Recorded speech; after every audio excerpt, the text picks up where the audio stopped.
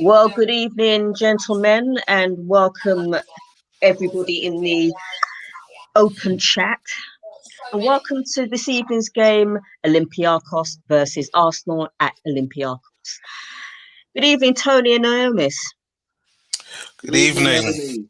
Good evening. Right. So we've got the lineup here. Yep. And I'm looking at this lineup and thinking, okay, so you got Odegaard starting. Why isn't ESR in the starting lineup? I mean, does Arteta really think that Odegaard is better than ESR? Unfortunately, yes. Let's see how it all works out with the Odegaard situation, because I think me and Martin Keown would agree that we'd prefer to see Smith Rowe in the starting lineup every single week, but just not sure on how everything is going to go. So let's just hope that he performs well. Tony, what do you think? I'm not really that fussed. I mean, in all honesty, I probably would have picked Odegaard anyway, just because he's been playing. The fact that ESR is not playing, I think there are more worrying fixtures in the team. When I say fixtures, I mean things that are fixed that cannot be removed. William, you know who I'm talking about. Certain man that no matter what he does was always there. What's good, What's Cool up, K? What's up, Cool K? What's up, Cool K? Yeah, I mean, and that one of those fixtures is William. Yep, that's who I'm talking about. He loves him some Willie, doesn't he? Yeah. I mean, to be fair to William, he has been playing well, but me right now, I wouldn't have chosen William. William would be on the bench. Actually, he'd be on the bench, and I'd have had Pepe up there. Yeah. Why not start Pepe?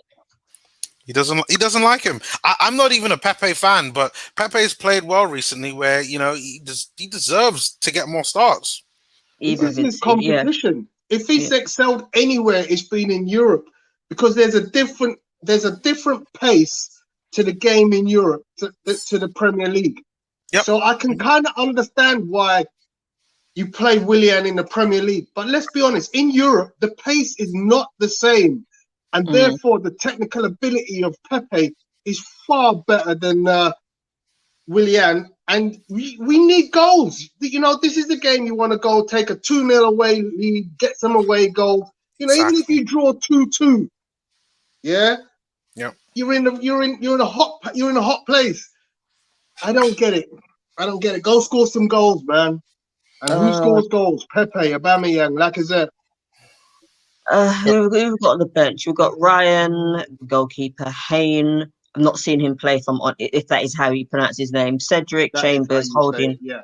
Who is Hayne? Okay. What position is he? Is he a defender? He's a goalkeeper. Why have you got two goalkeepers? That's my question, bro. I don't get it. Tell you. Actually, no. I do know why. Isn't even there. Can I tell you something? Let me break this down for you. Nelmis, the reason that you got Carl Hayne is a homegrown player. Oh, no, I'm done. But do you really need 3 goalkeepers? But so is Nketiah. Well, that should tell you where Nketiah stacks up. That he would prefer another goalkeeper rather than have Eddie Nketiah on the bench. Mic drop. Listen, all I can say, Vincey makes a point. I mean, he says the sheet looks okay to him, but to us, and then he says if they perform, Pepe is likely to be saved for the Tottenham game on Sunday. Yep. And I'm hoping that ESR is saved for Sunday. Yeah, that'd be good. We're definitely going to need him now. All right, kick off. That's exactly what I said, Vincey. Oh, I want to bring this up with you guys. So the first leg for some of the other games is already kicked off. Ajax has won against Young Boys 3-0, so they'll probably be going through. Emery's Villarreal beat Dynamo Kiev 2-0. Manchester United are drawn 1-1 with Milan, and Slavia Prague and Rangers have drawn 1-1. So we could already kind of see how things are going to go. How about the scum down the road? Well, they're playing at the same time as us right now, so Okay. they're on the other BT Sport channel. Oh dear. Okay. Let's have a look. I am 54 seconds in, and on here, Olympiacos have, and they've kicked it out of play, and it is a throw-in for us. Okay. So I'm about 25 seconds in now.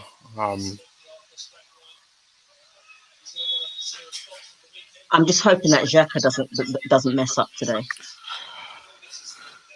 Anything's possible. If it's not him, then it's David Luiz. And I know I sound very negative right now, but like our season is on the line right now.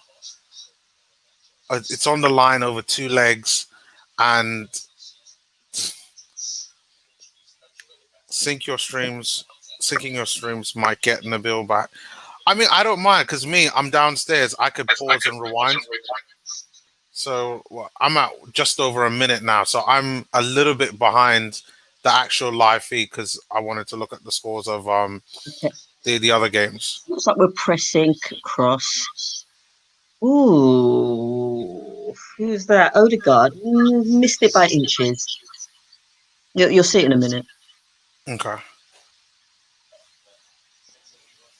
Well, I say inches. It's a good cross from Tierney to Odegaard, and then Odegaard just. Okay. It was a good cross by Tierney there. Well, where are you in terms of minutes right now? I mean, I'm 2 minutes and 40 seconds. Okay, you're about a minute behind me. I mean, ahead of me. Yeah. Okay. Yeah. I think I'm now. Again, down the left is Aubameyang on the. Okay. Willian. You know what? I just saw the Odegaard chance. He has to get that on target. He has to get on target. Make the goalkeeper save it. Hit the post. Crossbar. Nah. Yeah, basically force a corner. Yeah, like you can't just completely miss it like that. That would have been a brilliant start if we got something on that. But this is the game where we have to score goals. Like we need to get as many away goals as we possibly can. Or no, in this team. And Apollo is saying that he's the same as me in terms of time. Okay. I'm looking at Saka right now. I'm just hoping that he doesn't miss it. All right, so Olympiacos has a free kick from inside their half. You streamers ahead today. I think I'm ahead by a minute. I'm on 4 minutes and 10 seconds. Okay. Yeah, you're about 50 seconds ahead of me. All I can say is that Arteta,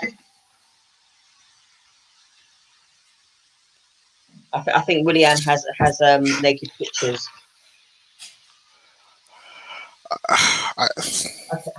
Tierney. As long if Willian could keep this getting assists, then you know what, I won't actually care.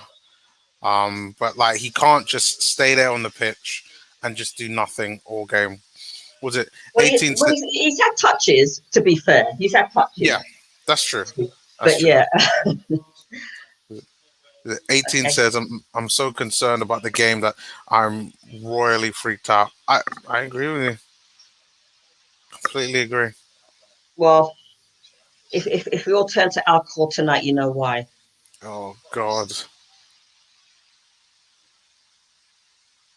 Because we can't have another. Who's the last opponents that we had in Europa? Benfica. We can't have. Oh yeah, no, I'm not up for that. Like, no, I've got a heart condition myself. Like, Arsenal are not good for my health. And I've got a bottle of rum in here. Ray nephew, and you know how strong Ray nephew is. Yeah. Well, Vincey says, I'm okay with Willian playing. He won't be against Tottenham, so that's good. Oh, no, I think he will play against Tottenham. I hope. Willian is a guaranteed starter now that he's playing somewhat well. Okay, 6 minutes in, we have a throw in, which Tierney's going to take. Oh! I don't know where you are, but I know. Okay. I know. I can tell already you guys are well out of sync with me. Man, I'm just going to have to jump right out, man.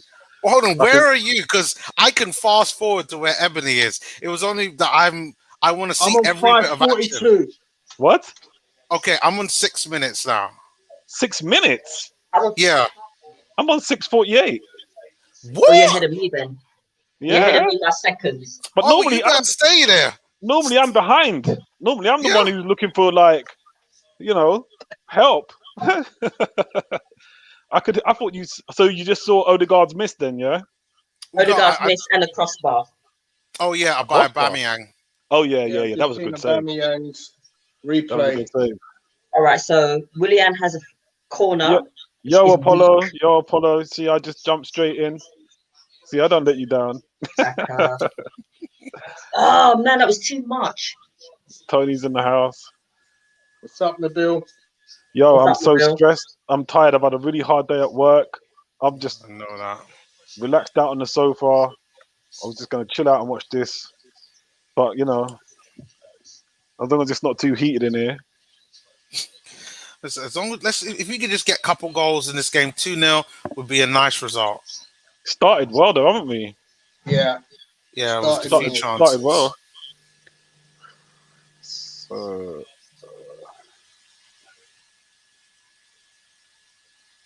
okay. Bellerin's first accurate cross of the season. Get out of here. I'm sure he done a decent cross for a goal a couple of months ago. Yeah. Not go backwards, Louise.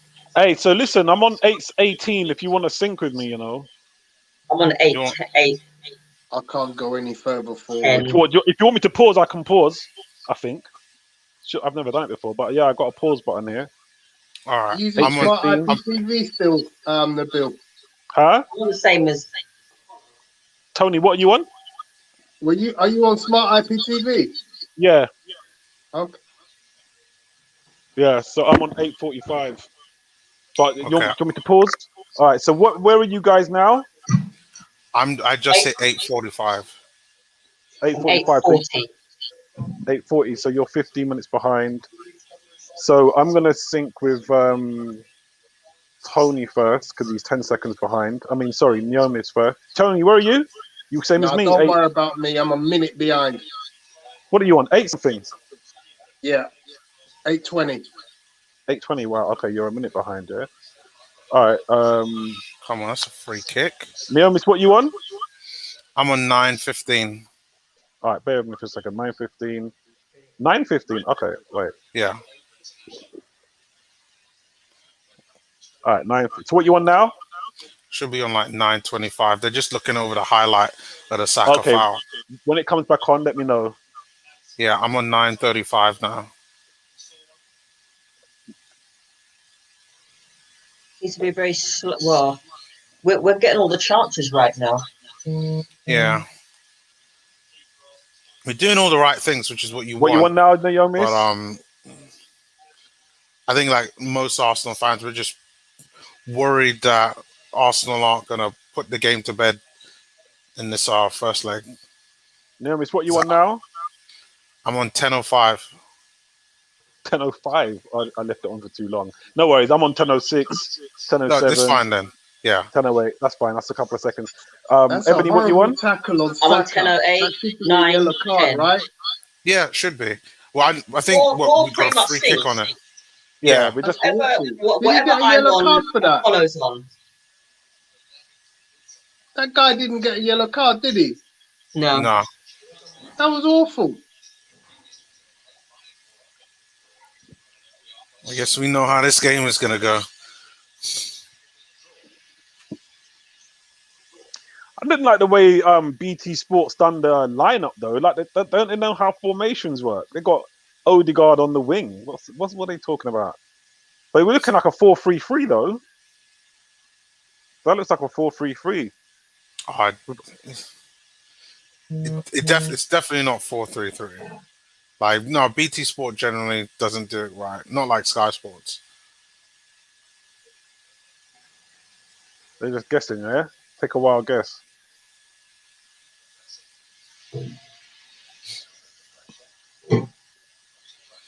Yes, I can't say anything.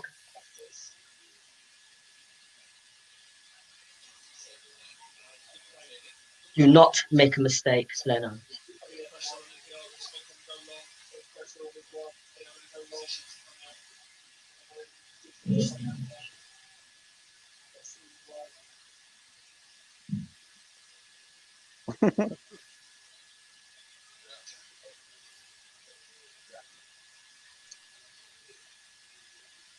Okay, closing down. Come on now. So it's been a bright start by Arsenal. We're looking the team more likely at the moment, playing a very strong high press game. Valbuena plays for them, yeah? Valbuena plays for Olympiacos, yeah? You got to watch out for him. Tricky little character, that one.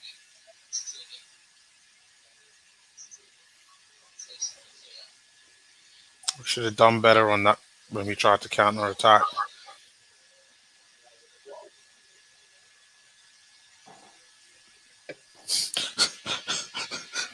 I know.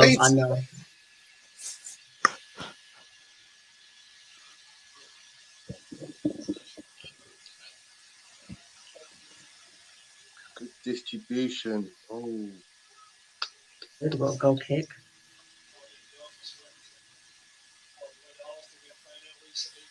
Yeah, I don't think there should be any excuse tonight. When you got Partey, you got Tierney, you got Saka, you got Aubameyang, you got Odegaard. Can't complain, really. We have to score. I'm sorry, the onus is on us to score. If we're not getting a couple goals, I won't be happy with this. Yeah. Yeah, but then again, Olympiacos are no mugs, so but they're not great. Olympiacos know they don't want to concede a goal because the away goals are just going to become so important. But we have to do whatever we can in order to score goals. You saw that, right? Yeah. What was that? That's like rugby. Like he's playing rugby or something. That's like a rugby kick. My God. That's Z. Yeah, like he does that often. What the hell? That's like way out the stadium. Jeez. He ain't a middle shooter, that guy. No. Thomas Partey. He's a straight playmaker, just an absolute boss, but you can't let him be shooting. He has it in his game. He does have it in his game. Oh, another great chance. Saka ducked underneath that one. Way. Yeah. Thomas Partey is. If you look at all his goals he scored for Atletico, they're all pretty much from outside the box. Well, I'd love to score one of those today. I guess he's probably more like a Xhaka then. Every now and again, he'll just produce one. They both got that in their game. Xhaka can hit a ball middle shooting. There's nothing wrong with Xhaka's middle shooting. He's really good at that, to be fair. Give him credit. He doesn't do it enough.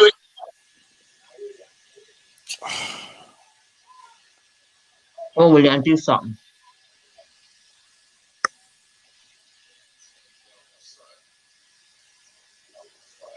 Yeah. I think they might labour to a victory, us boys, tonight.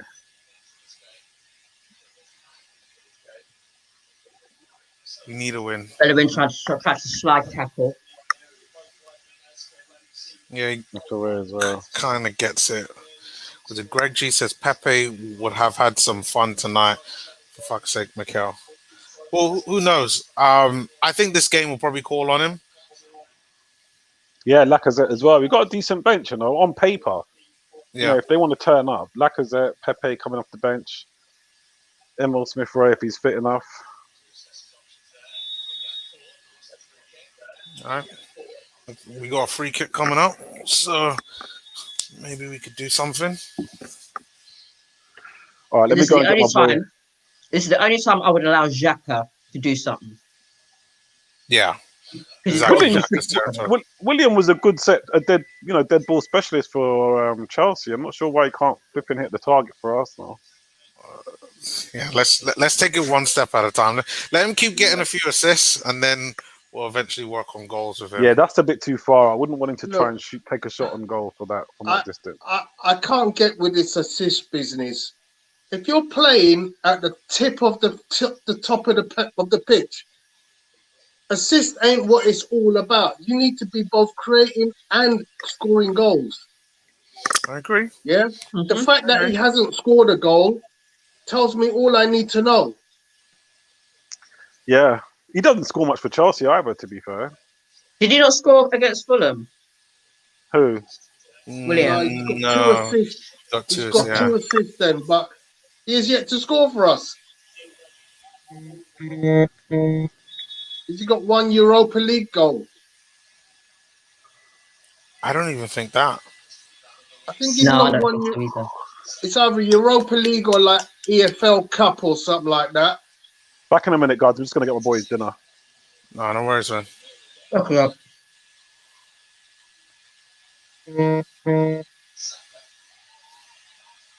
Xhaka.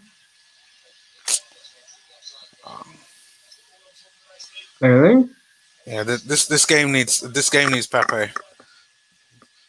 We need to get their defenders making some mistakes. So this was my point: is that Pepe may find the physicality and speed of the Premiership difficult. When we're playing in Europe, it's a different game. Yeah. He can have a ball. He can have a ball day. And actually, I can't understand why Arteta doesn't see that, but we can. Thing is, I see the Pepe weaknesses, but like I believe in fairness. Like Willian has had some good games, so fine, you play him. But so has Pepe, so why not play him as well? And it's for me, it just doesn't look like it's a fair distribution.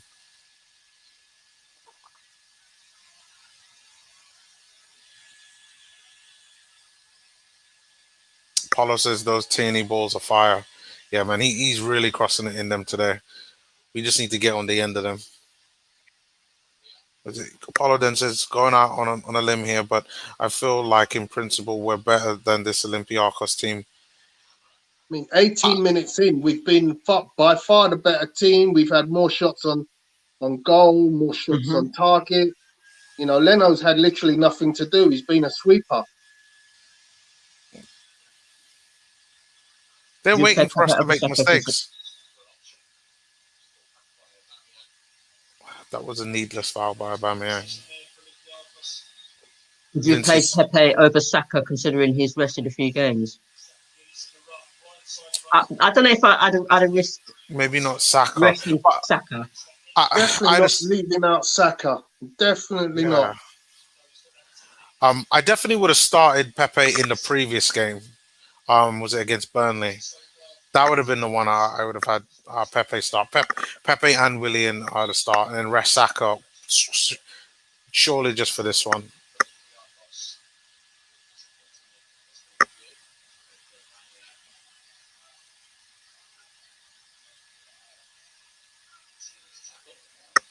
Oh, Socrates, you little dirty swine.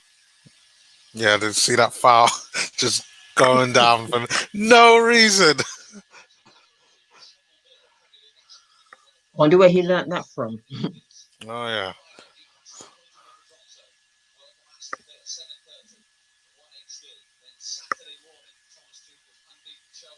Why is Saka taking off his shirt? He needs to watch out because these referees, as soon as they see that.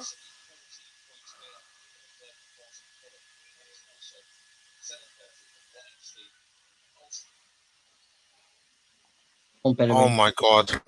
Oh my, Jesus Christ. Who was that? Talk to us when Where was the they defense? They had a Hold on. shot. They had a shot on Who goal. gets him? Yeah, Odegaard messes it up, similar to how the Burnley game was, whereby just completely like I don't know who he's trying to pass it to. Maybe Gabriel in defense, but just completely gets it wrong. Passes it to I think it's Bruma.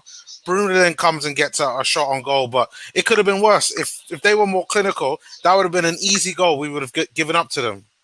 Like it's that's exactly what we need to start getting out of our game. Oh, why do I feel a bottle of gin is coming on? Let's be positive. Let's just come on, Arsenal, you could do it.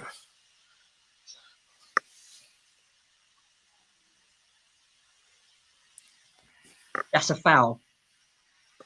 That is so. That is such a foul on Saka, just outside their box. Oh, you're a little bit ahead of me. Oh, here it comes. Oh, that's a foul. That is just clear takeout. You gotta give him a card for that. Oh, and he gets a card. He gets a yellow. Is that Jan and Via? Oh, it's been years. Well, I remember when he was younger, we were linked with him.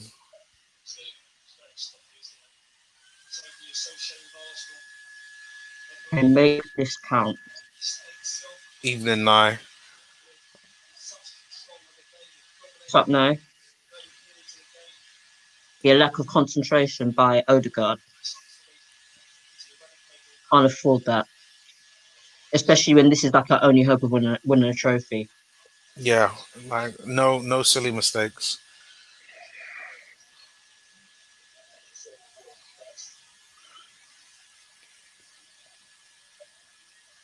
We have certainly been the better team in this half. In the last 22 minutes.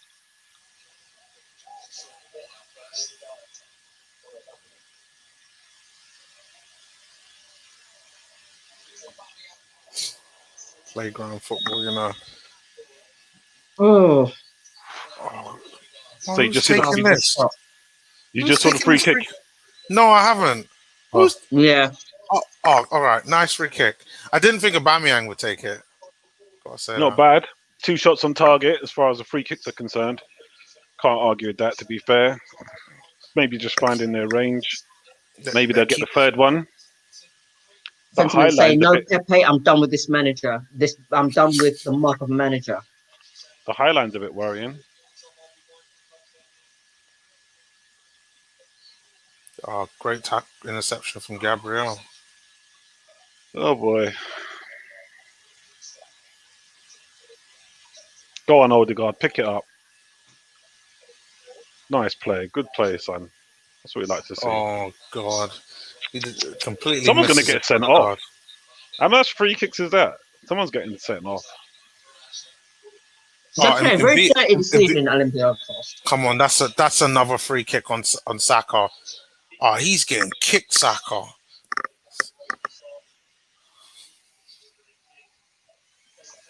Look at that, he's gone right for it. Well, mind you, Saka was already on his way down. Too many, yeah. Yeah, he looks like he was on. Either way, we get a bit of good luck. Another free kick. I'm not going to lie, though. Shall I tell you something? I'll tell you what, though. When we get a free kick, I do miss Mesut Ozil. I do miss it. I do miss him. Well, no, he could put it on someone's forehead with ease, man. He'll put it on anybody's forehead. Take your pick. He'll put this slap bang on your head. No problem. You may be rubbish at everything else, but when it comes to set pieces, he'll put it slap bang on your forehead. You know what? Fair play. He will. He'll put it slap bang on your head. No problem. Jack was going to hit this, and it hits the wall. Yeah. We're struggling with dead ball specialists when I think about it. We had 3 good free kicks. Nothing. Well, to be fair, 2 on target, but. Yo, what's up, Sentiment? Thank you, Sentiment. Thank you, sentiment. Leno, don't play this evening, please. No one to pick up the ball. Odegaard is the poor man's Ozil. Oh, he really does remind me a lot of Ozil in every way, the good and the bad. But I need to see assists from Odegaard. I need to see goals, like real production from him. I need to see Odegaard. I think it's a little bit rude to compare Odegaard with Ozil because I think it is. Ozil reminds me a lot of him. At the same age that that Odegaard is, Ozil was already turning the world upside down. Exactly. I was thinking the same thing. I didn't want to say it because I know there's a lot of Ozil haters in the group, but if you're looking back to like what was it, Werder Bremen, and then obviously Real Madrid, he was tearing up trees, man. Come on. I mean, even the way he glides around the pitch is different to the way Odegaard moves with the ball. So I'm like, there's been a lot of hype around this guy Odegaard, but I want to see what the hype is about. You know, with Martinelli, when you hype Martinelli, you can see what it's about. You know, I'm yet to see what it is with Odegaard, to be fair, but maybe he'll show us. Yeah, let's see. He's decent. He's a decent player, but he's no more interested. He's definitely not on Saka's level. No, I want to see what he's got more than Emil Smith Rowe. Look, there you go. I don't think he has. You see that? Oh my God! Jesus! As we're talking about him, we're just like, oh, there you go. Oh, come on! He's supposed to be the creator, like. Yeah. No. You know what? Like, I'll give him the end of the season, and then I'll really pass judgment on him. Yeah, I mean, you can. I mean, like I said, I'm just waiting to see just the glimmers of what it is. I mean, this is going to be really weird. This is going to be so funny. You guys are not like Vincey will totally get it, right? But the other day, I was playing PlayStation, and I was playing against Atletico Madrid, and it's the old PlayStation. It's what 2020 or something like that, FIFA 20, whatever. Who do you think was just giving me problems? Odegaard. Partey. I'm playing against Atletico Madrid. Thomas Partey. The way he glides around the pitch, the way you know when you see him play for Arsenal, I was like, wow, how do they capture like the movement, the way you sort of just glide and dribble, and it's just so easy. And I'll just slip the ball off over here, and I'll just slip the ball off over here. That is Thomas Partey. So like when we watch Thomas Partey, you instantly see what he's got. You know what makes him, what he's about. You know, I don't have to watch Thomas Partey score a goal or make a wild assist or anything. I just watch him roll around the pitch with the ball, and you can see his quality. But, you know, I'm yet to see that from Odegaard and from other players as well. No. You know what I mean, Vinny? No, Vincey? You know exactly what I mean, man. Thomas Partey, like playing against him, he's unplayable. Like you can't get near him. He just fluid. Exactly, he's a fluid footballer. He just glides around, slips off the ball here, slips it off there. You can't get close to him. Apollo says this is literally the easiest draw we could have gotten. I disagree. We could have gotten Granada or Mulder again, which would have made it nicer, but. There were tougher ones. There was AC Milan. We could have gotten Ajax. That would have been a nasty one. This is a nice draw for Arsenal. I expect them to beat Olympiacos. We could have gotten Rangers as well. Yeah, like I think Rangers are dodgy. Like Gerrard's got them. Gerrard has got them purring. They've got a style of football about them that, quality-wise, they're not as good as us, but they've got a good team. They're like Leeds. You know, and they work hard. They're going to work twice as hard as Olympiacos. We know that. Yep. Rangers will slap the shit out of us. Oh man, you don't put it like that. Oh god, make an excuse. I don't know. I mean, they're playing a weak league, but I don't know. No, like, come on, man. You expect Arsenal to beat Olympiacos? Tough game, whatever. Tough draw, whatever. But you expect them to go through, even if it's by a goal difference, whatever. But you know, this is it. These are our problems, our nemesis. These teams that we're supposed to beat. Nice to see Gabriel back though. Yeah. All right, come on, Arsenal. Let's go now. Now's a good time to That's Saka. get one lucky. Unlucky.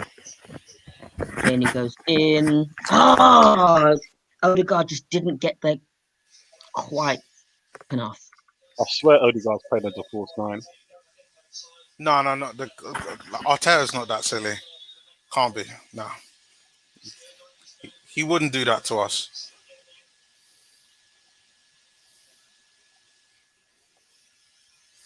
The most infuriating thing about Arsenal players' mistakes is they just give Arteta more life every time it happens.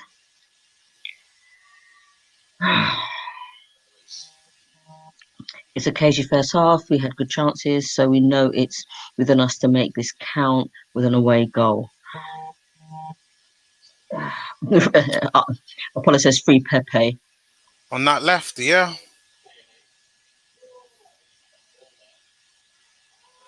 Come on, William. Look lively, son. You're the reason why I think Odegaard's playing a false 9. Oh, no. No. Come on, Tierney, cross it. Nice play. Hold it up, son. Greg's comment, funny, man. Oh, my God. Taking turns on Saka like he's working for Brazers. That's disgusting. Order, man. You've got a yellow card. That's a yellow card. Apollo, get him. Yellow card. That's nasty. That's nasty. No. Greg, that's nasty. Brazzers, you know. Oh, dear.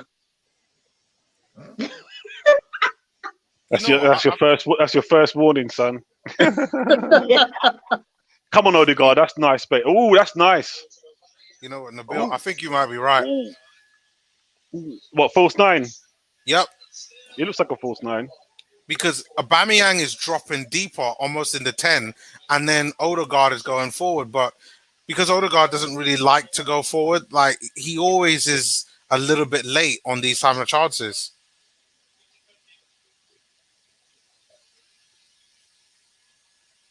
Oh, Bellerin, get there. Oh, Bellerin, man. What's wrong with you? I like that, Apollo. Shocking that they know what it is, right? All right, come on, Odegaard. We're relying on you now. He's having a big ping. Oh, my days! Sorry, guys. Whoa! We've been talking nothing but shit about Odegaard. My man scores the sickest goal ever. It's like a Podolski-esque. It's just raw power. It's just one of those who, what, so where, how. I just need to see something. What's the hype about? Here you go. Here's the hype. You got no right to score from there. Way outside the box. That's deep. That's a deep goal. That is a deep goal. Look at the keeper. Well, the goalkeeper doesn't know what just happened. No, I love your description, Neil Miss. That was a Podolski rocket. Yeah, it was. That was a Podolski rocket. That's Podolski. Yeah. It's got a bit of bend on it. Yeah. That reminds me of Alexis Sanchez when he scored that goal in the FA Cup final against Aston Villa. Oh, that was peach. That was just peach. That was what you call perfectly struck. Wow. Thank you, Martin Odegaard. Oh, my days. So there you go. That's what the hype's about. Okay. Yeah. That's what the hype's about. Goal. Oh. Wow. You got to blame the keeper, though, because he's kind of straight at him. Tony, the ball goes like this. The ball goes like this. Yeah, but look where it goes. It goes right above his head, in between his two hands. No, it moves. It moves. I get that. But then it goes that way. But did you see the way the goalkeeper turned? It's like his body turned one way, his head went that way. Would you be complaining? That's how the way the keeper was. We would. The way the keeper was, right? The way the keeper was, you know that it's just wrong-footed him. Because the way the angle of the body is like he's gone. It's like there's It's like his head was meant to turn and his body was just like meant to stay in one position. Yeah. Tony, it's a Wow. Kevin Hart. Vinci, He wasn't ready. I know what you're saying. You can't blame the keeper. It's moving at pace, but you can, because the ball is never meant to go above your head at this height, in between your two hands. True. I think he wanted to easily catch it. He wanted to do the whole what goalkeepers do. They block it, bring it down, and do it like that. I think he completely underestimated the venom that was on that shot. No, it's too powerful. It's too powerful, and it's moving. You're done. Ready. David De Gea wouldn't save that. I doubt if even Edison, none of them, Alisson, none of them would have saved that. I disagree with you, Nabil. No, I he totally disagree with you. No, he wouldn't. Moving too far. I'm totally disagreeing with you. If Bernd Leno lets that goal in straight above his head, no more than 6 inches above his head, Come on, ref, that was a foul. I'm blaming Bernd Leno. Come on. You know, the best thing that I would expect from them is that it would come off their hand and go in. I mean, I didn't watch the Man United game, but I caught a little bit of highlights, and they were absolutely laying into the keeper because he let in a goal just like that. But the difference is, it was a straight line shot. It was a header, but it was straight line right above your head, like you said, where you don't want it. Exactly, you can't. There's no excuse for your keeper. But when I looked at that from the behind the goal angle, you could see it go this way, then go that way. And at that type of pace, you stand no chance. As a keeper, you're dead. Over your head, round, doesn't matter where it is. There's going to be a sending off in this game, man, because they are kicking the crap out of our team. They've got about 4 or 5 yellow cards, Olympiacos. They're playing dirty tonight. Trust me. Yeah, man. They've got to be losing a player tonight. They've got about 3 yellow cards already. Awful. I'd say about 4 or 5, maybe 4. Here you go again. Odegaard on the ball. He's feeling it. He's up for it. He's up for it. Go on, son. Come on, give us another screamer.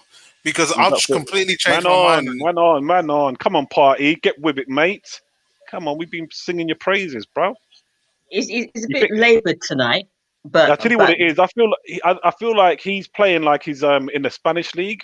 You don't have that time on the ball. You got to be a bit quicker than that. Come on, get it out of our area. Yeah. Come on now. Get forward. Take control. Like, come on, Louise. Ball. Oh, that is almost, William. Do you remember Jan Villa though? Yeah, we were rumored with him so many times. Yeah, I thought he was our player. Yeah, I thought he was in the bag.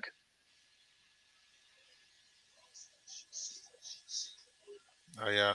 Now Olympiacos are attacking. They're not playing around. Oh, they're attacking us. They're losing.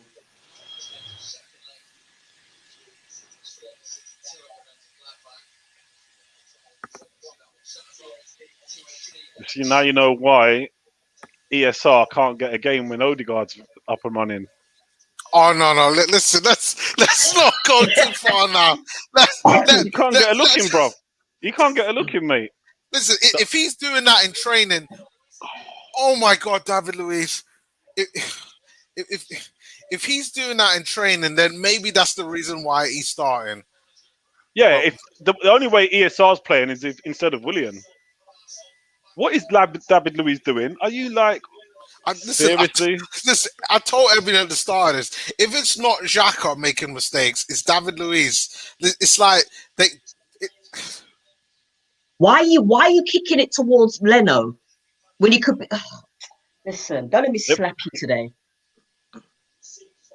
Yeah, they might want to try and limit the playing out from the back, because that's our Achilles heel. That's actually our Achilles heel now.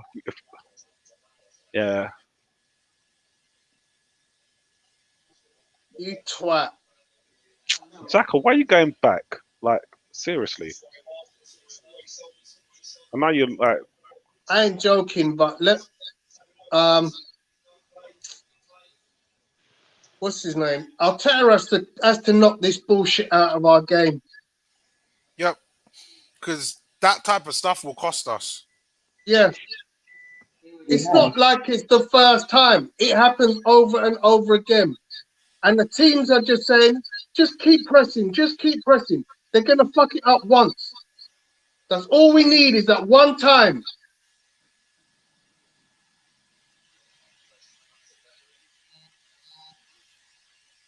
Just another goal. Like,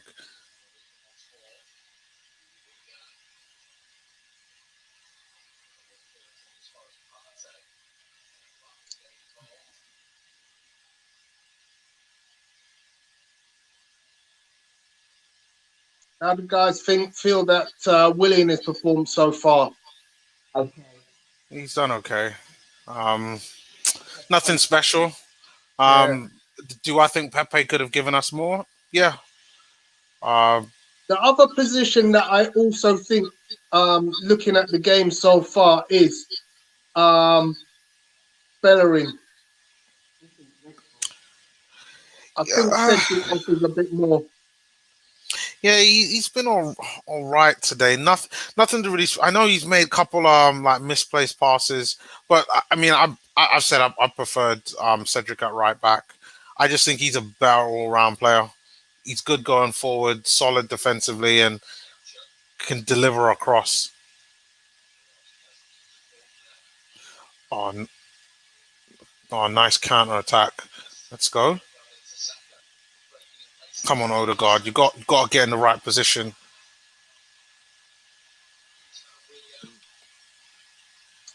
Aubameyang's been very quiet. Yeah. See, this kind of game, he can't let the game go past him. You know, you can't just have it in being a sideshow. He's got to be getting involved. They're just replaying that David Luiz mistake. Yeah. I mean, it's not like he's not getting into the right positions, but for me, he probably could be more involved in the game, even if he's not scoring a goal. If Willian wasn't on the left, maybe a Martinelli, because then both of them could switch positions. Shot on target by Willian, though. Even if it deflects off the player. Oh, it's just off target because he gets it above the bar.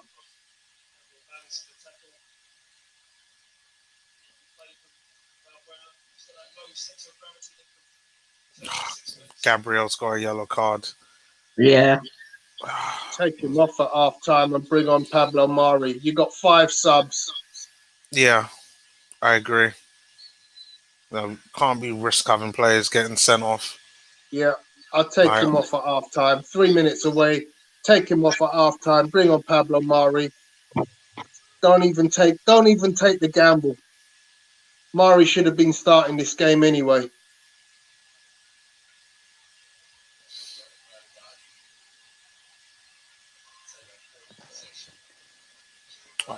Great tackle from Odegaard. He's got to follow up. There we go. Nice one, Pop.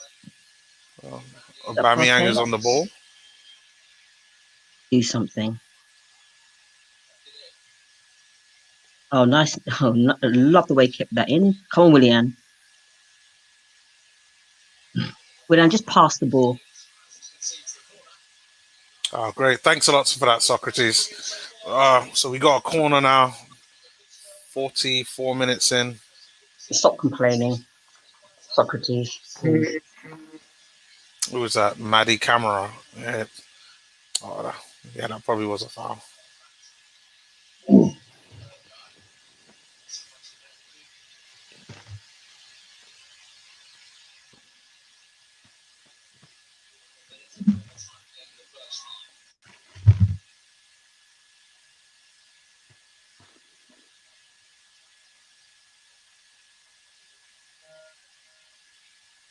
Okay, Willian, make it count, please.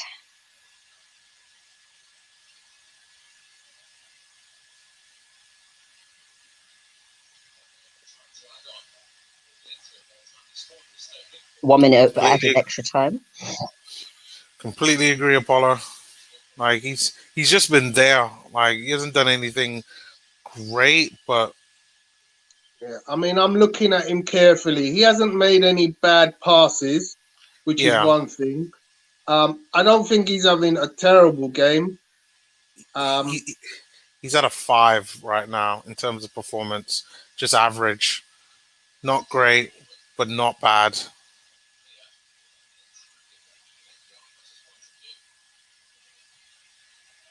Must be half time now, isn't it? Oh, come on, that's a free kick. Was that not a foul? Great tackle from Partey. Oh no, Saka that was. My bad. Come on now, boot it up. We've got a minute to go. All right. Okay, half time. Half time. Okay. Now half time. I'll catch up with you in a minute. I just have to do a few things. I'll be back. No worries. Cool K asks, how was Xhaka? He was okay. Yeah. Right. He had a couple of clearances from some free kicks that came. Yeah, he's been virtually, head down, hiding away, which is how he should be, just getting things done. So nothing to complain about Granit Xhaka today. But you know what? It's really Odegaard. I mean, that goal came from nowhere. Never expected it. What a venomous shot. And I've been quite critical on Odegaard since he's come here.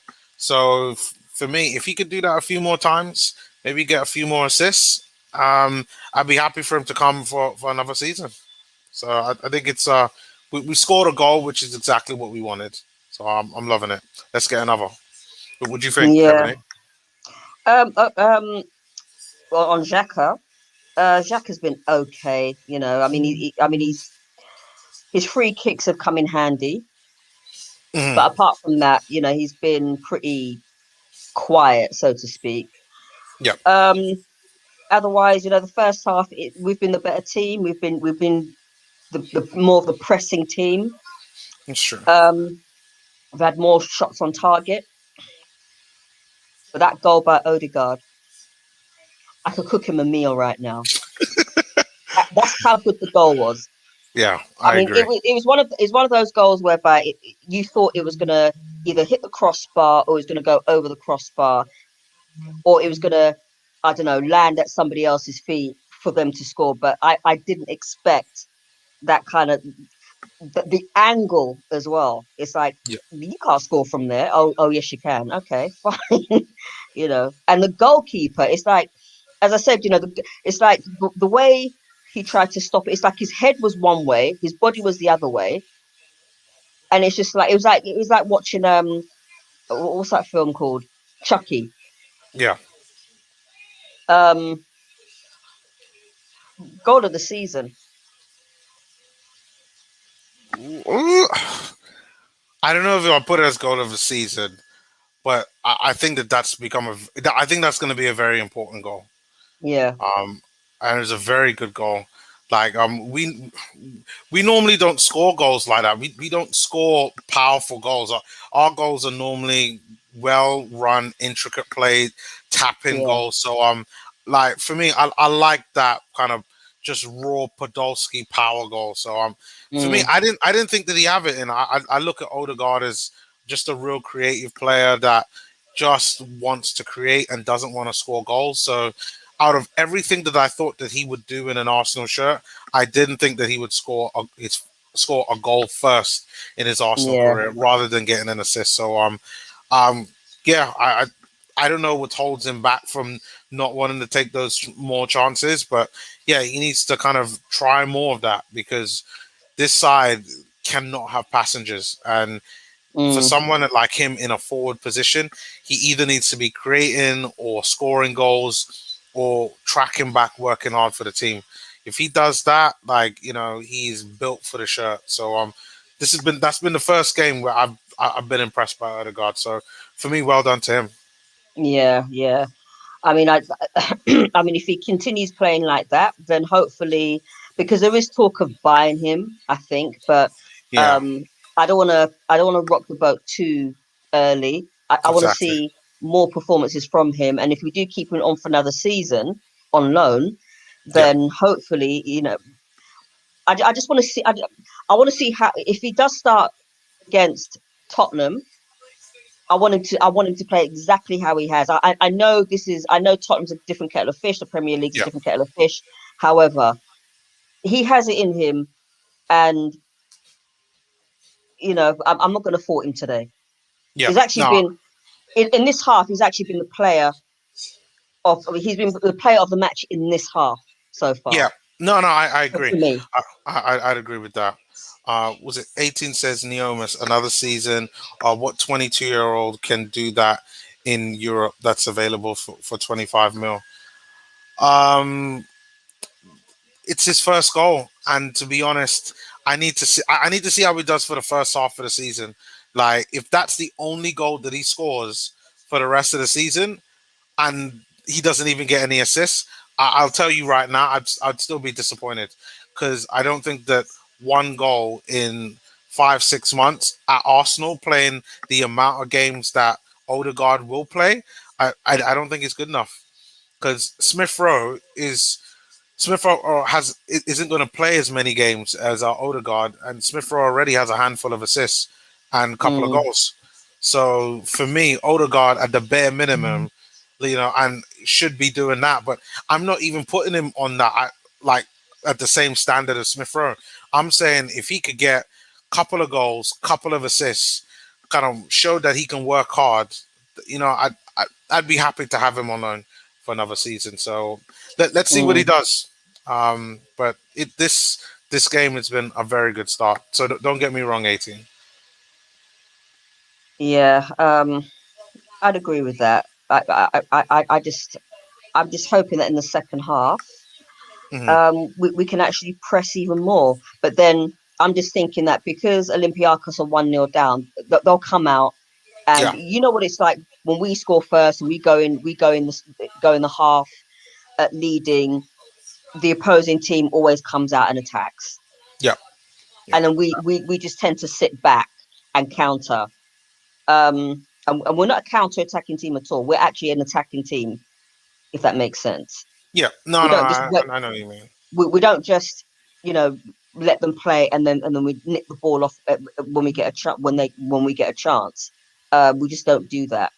But we tend to, in the second half of late, we tend to just you know just relax a little bit and take our foot off the pedal. And I'm just hoping that we just don't do that in the second half. If I'd be shocked if we do that, but I completely understand what you mean. But we need to score another. I don't trust Arsenal when we've only scored one goal. I don't think that we have the discipline enough to just shut up shop after one goal. Yeah. And we kind of saw that in the Burnley game. If we get another goal, then I'm confident enough we're going to win the game. You know what? If, I didn't even bother to watch the second half of the Burnley game. That's how annoyed I was. I mean, I think the second half was, at least near the end, started to be an improvement. But for me, yeah, it wasn't great. It wasn't great. I see there's some ratings up. I think this might have been Apollo's ratings For the first half. for the first half. Leno 6, Bellerin 6, Louise 3. Oh dear. Gabriel 6, Tierney 6, It's a Xhaka bit- 4, Partey 6, Willian 5, Saka 5, Aubameyang 5, Odegaard 7. Yeah. I mean, Leno Yeah, in the first half hasn't really had a great deal to do, yeah, apart from maybe, well, he didn't say David Luiz's backside, but he hasn't had a great deal to do. Louise, I think 6 is a bit generous, to be fair. Um, Gabriel, sorry, no, 3. Hold on, I 3 think is a bit. I'm reading it wrong. 3 is a bit generous. I beg your pardon. 3 is a bit generous. I'd give him a 2. Seriously. I I don't know if I could disagree with you both, because yeah, like maybe I would give him a 4 to say he's poor. He definitely has been the worst one, because like that chance that he basically almost gave away, like you can't be doing that now. I mean, it's so important to get it right. You have to be consistent over these 180 minutes. I see he's also given Xhaka a 4. I'd probably give him a 5. I'm boycott Xhaka, so there will. You can't boycott Xhaka. Like, if Xhaka scores a goal, Apollo, like, you have to give him a rating. You but the thing is, though, it's oh, by the way, I mean, to be fair, I mean, Xhaka has played well, but then, and I've given him praise, and I don't do that very often. But when he's made mistakes that he's famous for, like he did on Saturday, I'm calling him out. Mm-hmm. And rightly Simple so. as. Call him out. Rightly so. Greg G says, winning this game despite our players' best efforts to lose it. Okay. Cool K says, very similar half to Burnley, scored nice goal, missed a couple of chances, nearly gift goal. Now we need to get one, two more, get one or two more to get more comfortable in the second leg, because the second leg's obviously at home. Yep. If we score 3 goals, that's what we want. 3 away goals, then I'm confident enough. Even if we was to lose the game, we will score a goal at home. Yeah. Hi, Dave Trounce. What's his Facebook loser? What's his Facebook? You're going to lose on Sunday. Is that a Tottenham fan? Probably. Yeah. Okay. Keep talking. Let's. You're going to lose. Okay. At the Mo. Cool. Okay. That's right. Arsenal is ever easy. I'm just hoping. That we press even more. Yeah. That's all. That's basically all I want. All I want is maybe at least one goal. Yeah, one more and more goal. pressing. Yep. Even if it means that we miss a couple of chances, even if we make a couple of mistakes, and I don't mean that lead to goals for Olympiacos. I just want at least one more goal. And if we get that one more goal, then we can. I'm not saying we need to sit back at home. No. But I think it'll be easier. Yep. No, I agree. Easier. The pressure will be off. All we really need to do is to get a goal at home, because I don't see Olympiacos scoring 3 against us at home. No way. Oh, okay. What's this? Apollo says we mustn't sit back second half. We need a good cushion to take it into the second leg. We have created literally all their chances by our own stupidity. Recharge and go again at them hard, and that's exactly what we need to do in the second half. Yeah, I agree. But I do agree that it's been a positive first half, and we've been a better team. I think Olympiacos have just, until we scored, they would just counter. That's all they were doing. And I find counter-attacking boring. I actually find it boring to watch. So, I'm just quite wary that because they're 1-0 down, they're going to come out and they're going to run us ragged. Well, let's see what happens. But I think this Arsenal side are, like, we're in a good place. But the message, I think, everybody's been saying, is just recharge, come back in the second half, and go again. You guys hear me? Yeah. Yes. What do you reckon, Tony? Yeah, I think we just need to up our passing, just not make any stupid mistakes, because we've already made one that could have led to a goal. We just can't afford to let these teams off with a gift of a goal. I'll take the 1-0. We need more. Seriously would take the 1-0, but 1-1, I don't want that. No. If we can go and get a second, fantastic. Yeah. And we should be getting a second. We're good enough. No, I agree. I would take Gabriel off, though. I would take no risk there at all. I agree. Yeah. But the problem is that I think Arteta will make substitutions at like the 70th minute. It's a shame. We are our own worst enemy sometimes. Let's put this tie to bed tonight, Yes. please. Yep. If listen, 3-0, that's what they should be thinking. If we score 3 goals and win this game 3-0, as far as I'm concerned, the tie is over. But I can see Idan said, I don't see Olympiacos scoring 3 goals, quoting me, and in famous last words, we need 2 more goals in this match to make sure this is Arteta's Arsenal, mate. I agree. Like we need 2 more goals. We get 3-0, and I can honestly say we put ourselves in a fantastic position to go through. And I must say that Aubameyang, he was pretty quiet in the first half. Yeah. He needs to run into position a little bit more because I know he wants to score. And I can almost see that we've not had any substitutions going into the second half, which is yet to kick off. And I think that's part of Arteta's downfall.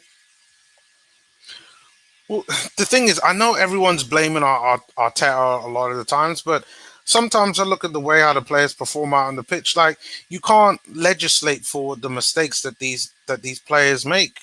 Like what David Luiz did in the first half, what Xhaka did against Burnley. Like, I mean, all you could do is like not play these players and bring in new players. But for now, we just have to limit all the mistakes. That's why it's probably best that Gabriel to come off. Like, you don't want to have to be playing the second half, trying to worry about conceding because you're 1 man down. So okay. It looks like second half is underway. 45 minutes and 25 seconds in. Okay. What happens here? I'll be right back. So we're pressing right now. Someone do something.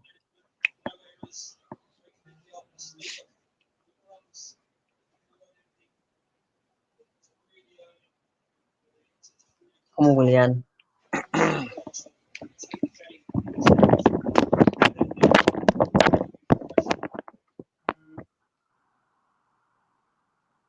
Come on, Bellerin. Tierney. Back to Xhaka. Willian, cross it. What's he waiting for? Oh, for goodness sake. Yeah, I noticed Olympiacos have made a half-time substitution, but we haven't. Yeah, I know. Why can't we learn a lesson? He never does. He never does. And that's part of his downfall.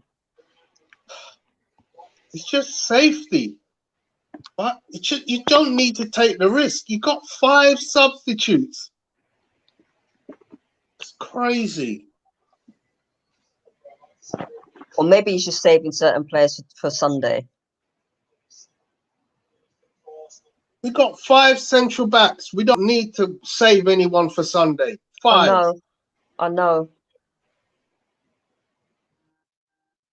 It's like watch him make a substitution in the next 23 minutes.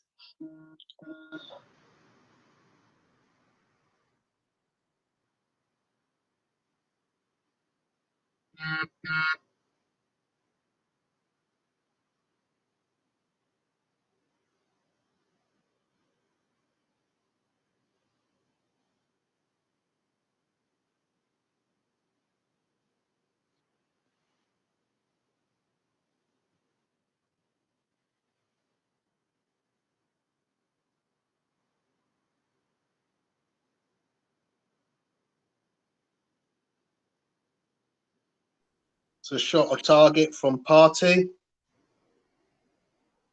Everyone's gone quiet. What's happened?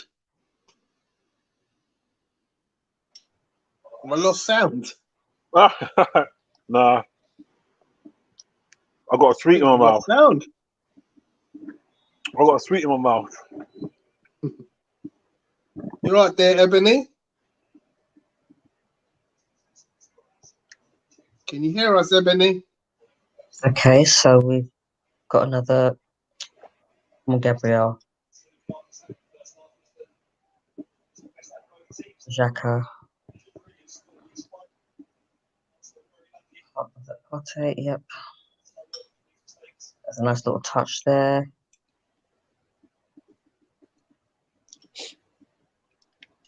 Do not pass it back to Leno, please. Just go forward. Get it out of our.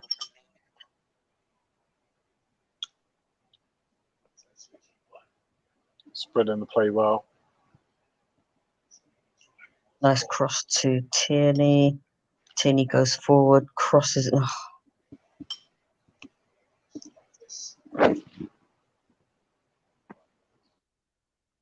Don't give them the ball. Yeah, I don't think Ebony can hear me either.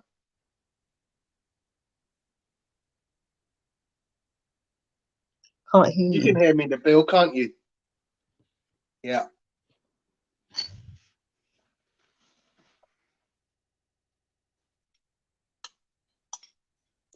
I can hear now. You can hear us now? Yeah, I can hear you now. Yeah. Okay. Now, Olympiacos are doing exactly what I said that they'll do. They'll come at an attack.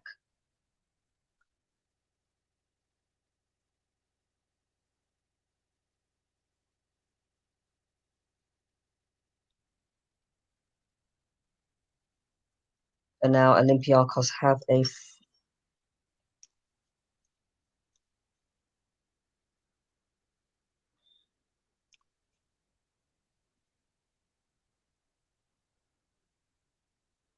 Olympiacos have a free throw on 50 minutes and 19 seconds.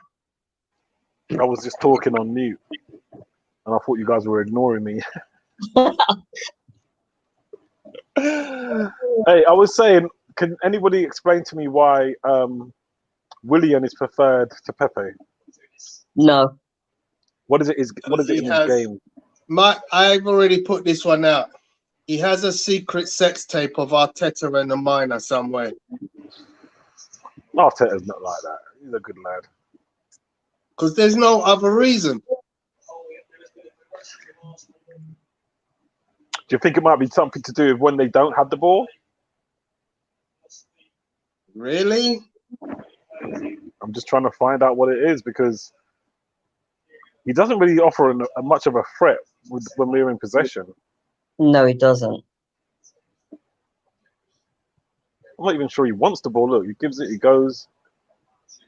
There you go. Now you got it. Let's see what you're going to do. I know, it's just like there's no urgency there. He just pings it about. He doesn't really. There's no threat from him. Pepe's more of a threat. Yeah, Pepe is way more of a threat. And Pepe is scoring goals. Mm-hmm. Pepe's stats this season are actually, Pepe's stats this season are actually better than ours. Hussam Aura at Lyon. Yeah. I'm not surprised. Pepe's shown himself this season. And he started less games. That's why he's not scoring. He's not scoring. He's not getting assists because he's not playing. But when he does, he's getting goals. He's getting shots on target. He's getting assists.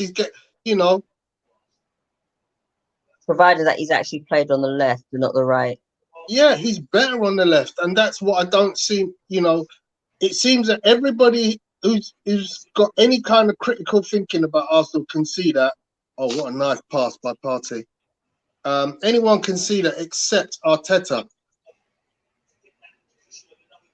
The stats about Cedric's involvement with Pepe on the right.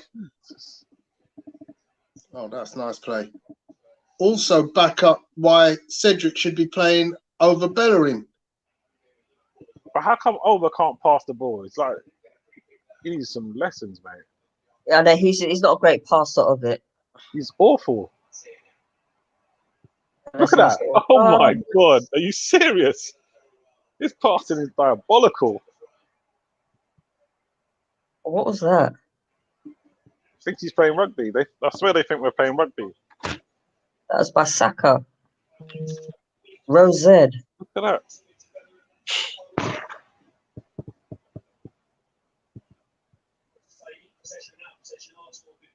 Nice little recovery from Xhaka, though. Fly tackle. I think they're probably just doing some game management now, so I don't expect too much. You know what really annoys me? Leno. I'm not quite sure whether he knows when to pick up the ball. It's like when you have an opposing player up against you, just... Is that Danny in the comments? Danny Bones in the comments. Shout out, mate. Big up, Danny Bones. Lovely to see you back on the podcast, Danny. Lena gets on my tits. Yeah, I agree. Cool K. I agree.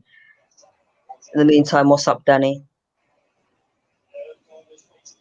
Alba. Oops. Ceballos coming on. Thank God for that. Nice. Oh, if he makes a mistake, oh God. Oh, what? You see, that's what you know what I was thinking, but I didn't say it. I said I don't think he's fit. I said I don't think he's fully fit. The way he's playing, it's not like how he burst onto the scene. I don't think he's injured, but I don't think he's fully fit. I don't think he's fully fit. Anyhow, this boy makes a mistake, I will literally march down to London Colney. I'll have a few questions. I think you're on mute, Nabil. Give it in. Oof.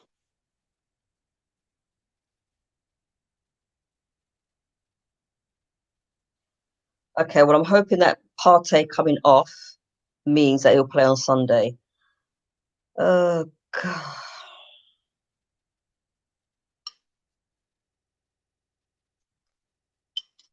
Come on, get in there.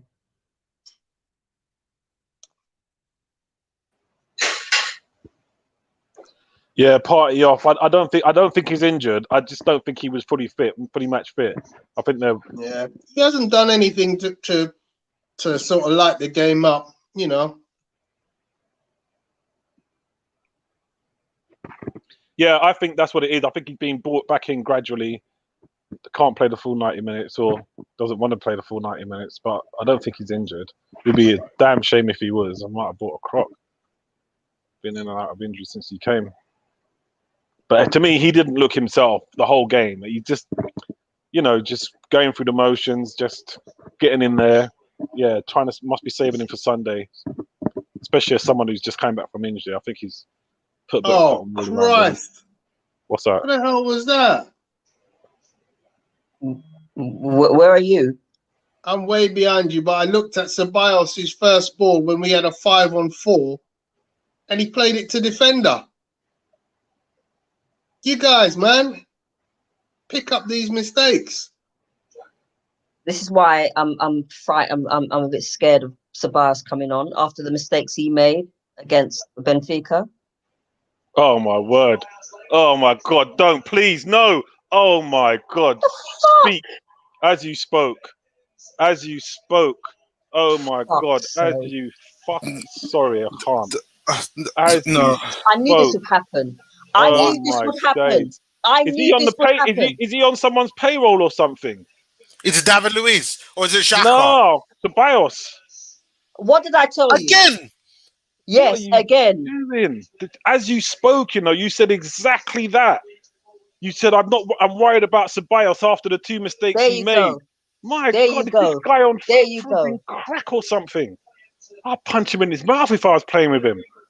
Bloody hell! How can you do that? Oh, I'm just looking at it now. Arsenal did. What are you doing? I said this would happen. By the same player who made the two mistakes. No, but you know what? Can I tell you something? We're gonna go about this in the group right? And I'm going to be on the side of everybody who's slating Arteta. Because why are you picking It's not Ceballos Arteta. over... No, why are you picking Ceballos over El Neni?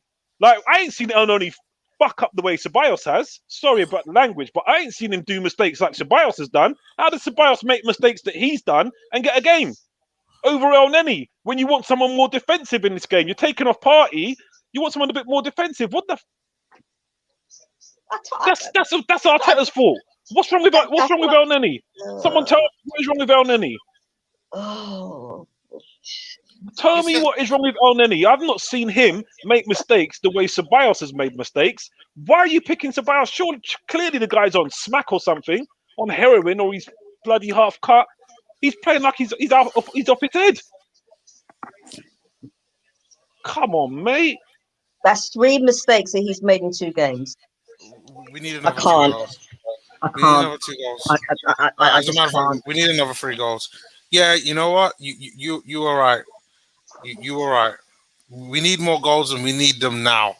No, we need Pep. Come on now, bring on Pepe. We need like a penalty. Oh my God, Arsenal! You know. Oh my God, look at us now. We're really quaking. Arsenal, mate. I'm telling you, we're like a joke. We're just full of mistakes, mate. I said it at half time. Don't make a mistake. What is it with Arsenal and mistakes, though? Like seriously, mistakes like that. We're the Santa Claus that keeps giving away. Schoolboy errors. Yeah, it is typical schoolboy error. That is ridiculous. It's just like Xhaka against Burnley. Like, what? You can't be making them type of mistakes. You know what? If we make these mistakes against Tottenham, I'm done. I'm seriously, I'm done. Against Tottenham are gonna I'll tell you now, destroy us. You're done. We ain't beating Tottenham. I don't want to see that guy come on the pitch again. I don't want to see him play again. You can't start again. Seriously, this is Europe. This is our only chance to get back in the Champions League. And you're the last line of defense and you're messing about like that. Who does that? Who does that? I don't understand, Danny. How was that on Xhaka? You're facing your own goal, messing about like that. Who does that? You don't see anyone even in the bottom of the league, but in relegation, no one plays like that. I mean, look, it's bloody. And it's catching this disease now. Same player who made the same mistakes against Benfica. You were cruising, bro. What you want to be doing is, like I said, game management. That's what I'm thinking. I mean, the lady was saying it, at half time. Game management. She said exactly that, mate. She said exactly that. Game management. You're 1-0 up. Control the game. Get maybe a second goal to make it easy. But Ceballos, you see, Ceballos needs to go at the end of the season. He's going to Madrid. I wonder if there's a Spanish bias going on here. No, that's exactly what's going on. Anyone that plays in La Liga or is Spanish, he loves him. But it's like with Cedric as well. I mean, Cedric's half decent, but it's like Cedric and Bellerin, because with Bellerin, I don't even know why he starts, to be fair. I thought Cedric was better.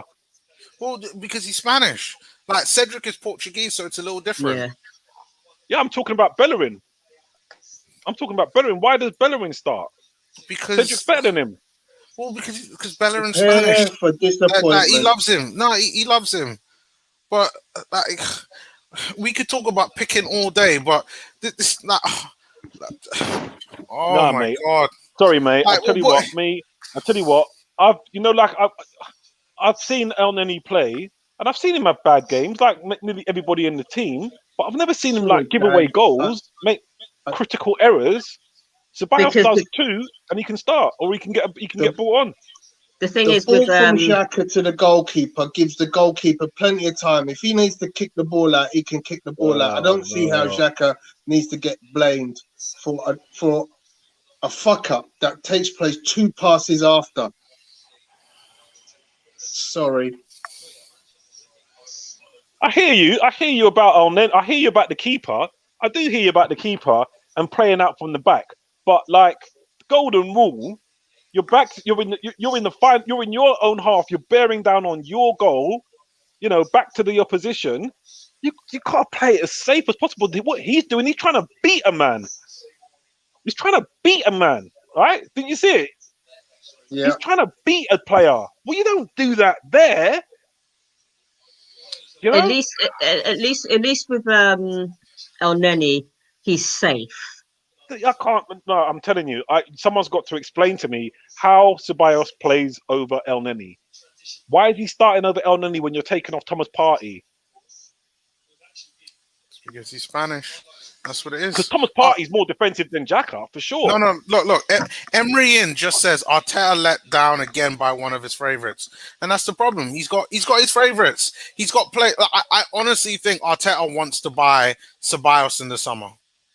He better not. He better not buy Ceballos. No. I'm all of his favourites. I honestly think he wants Ceballos. I think he wants Odegaard. He's got his Willian. No, you don't want Ceballos. Odegaard I can take. You can't buy Ceballos. I mean, you can't buy Odegaard. Why do people keep talking? Real Madrid ain't selling you Odegaard. They ain't selling you one of their up-and-coming talents. You're crazy. Us? Why? They bought him for a reason, man. That's the future. They need the money. That's why, brother. You reckon? I know they need the money, but badly in debt. You think we're in debt, bro? They need.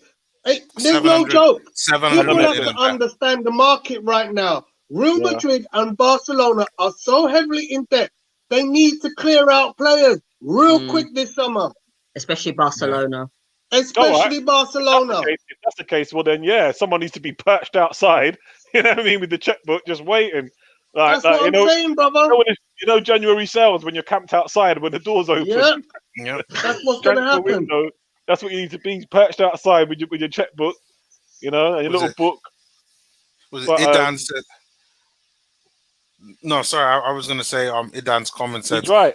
The problem is Arteta's our favourite are the worst players, Willian, Xhaka and Bellerin. Completely agree. He's right.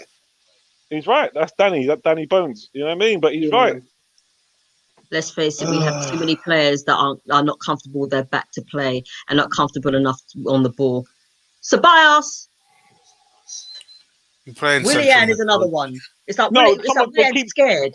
No, they keep talking about Leno, right? Now, I'm not disputing the fact that Leno put Ceballos on the pressure, and I think he may have had a small part in Xhaka as well, but Xhaka's got time.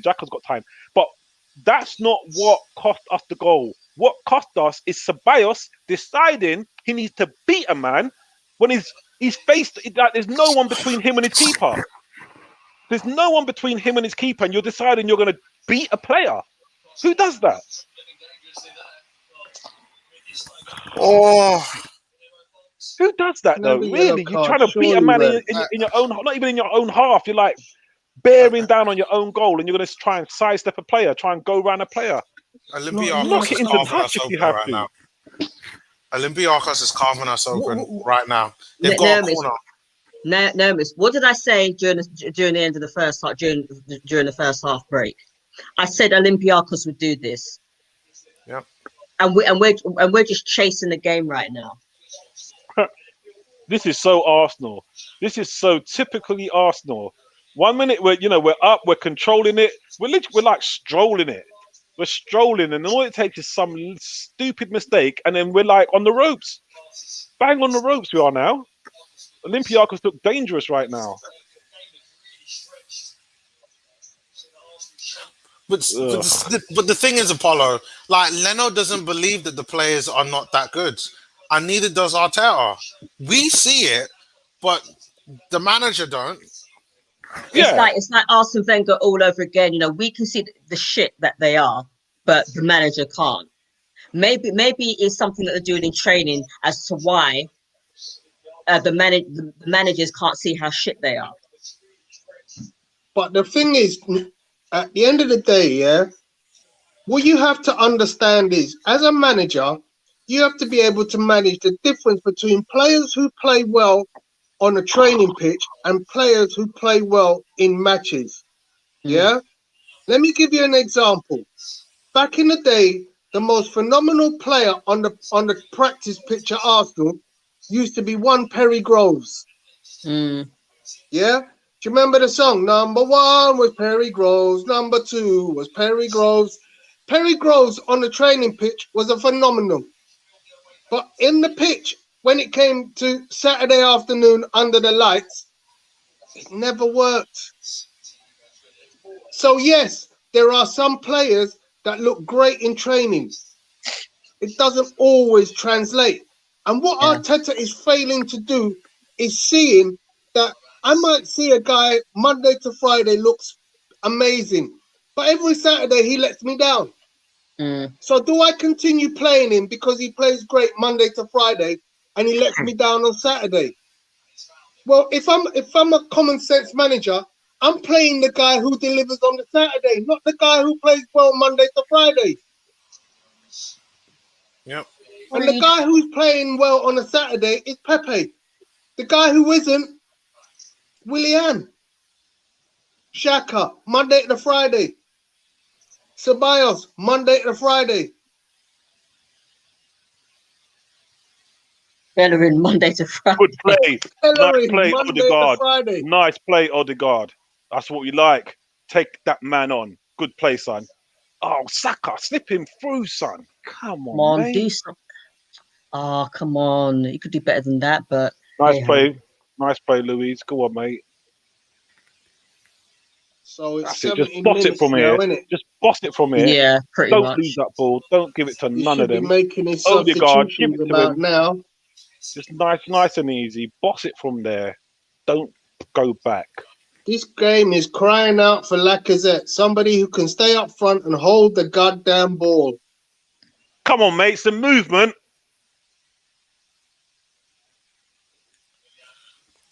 Come on, William. You're the number 10 now. Take someone on. Take a Nah, do a forget shot. about William. William, No. he needs to be hooked right now. Yank him off and get Pepe on. I've had enough of him. Yank him off now. Get Pepe on. He's not doing anything. He's just taking up space. He ain't doing nothing. You ain't gonna get nothing from him. Shoot! What's this come dancing? Yeah, it's like that, isn't it? Go on. Nice play. Nice play. Now you're... William, you always do something like... You're not a flipping pinball. Every minute you're just flicking it on. Do something. Because he can't go up... Ooh. Listen, just pass it back to Tierney. Flip it out. You take too long, bruv. Are we trying to walk the ball into the net or what? Nice play. Nice play. Go on, son. Oh, unlucky. I like this Odegaard geezer, though. I do like Odegaard. I like Odegaard. I felt like he was watching come dancing. He knows what needs to be done. William, he needs to be hooked, mate. Come on, right? Look, come on. You stop the play. Get William off. Get Pepe or Lacazette on. Honestly, get up because the balls are not hurting you. Get up. I can't understand what Arteta sees. You know, I just can't understand what he sees in some players, man. Honestly, William's offering you nothing. Stop showing me the goal. That was flipping first half, bruv. Yeah, I see it now. No. I see it. Sorry. Hands up. That's Lino's fault. Sorry. Hands up. I just did a replay. I didn't realise. No. He's giving Ceballos nothing there. Ceballos ain't got nowhere to go. What's Lino doing? Nah, Leno gives it to him when he's fully marked, man. What? Oh, blimey. Leno is... Nah, I'm going to have a look at it again as well. Yeah, you're right. Sorry, you're right. It was Leno. But I just saw it in real time. I ain't seen no highlights or nothing. But that replay there, that shows it. He's put fully under pressure. Oh, God. Yeah, well, if it was down to Leno, then I do apologise. But I still don't rate Ceballos. Leno, I know. Me too. I mean, to be fair, he's still got part of it. He's still got a part of it. You got to take some blame. But Leno gives him nothing, stop man. It now. He's got nothing. Oh, is that Christian Karen, bro, on the bench? Hey, someone give Cool K another yellow card, man. Like, what is this? Come on, man. Like, no, you can't be saying that type of thing. It's a family show, geezer. What's going on? It's a good job Tony's young son isn't up and watching. Exactly. Including me, mate. Will we make any subs? Stylistics? I don't know. I would be doing it now. I honestly would be doing it now. 73rd minute. Hurry up, Arteta. Yeah, it's true. It's true. Yeah, he gives him nothing, man. Bang under pressure. Oh, and to rub salt in it, Tottenham have scored a second goal. Leave me alone.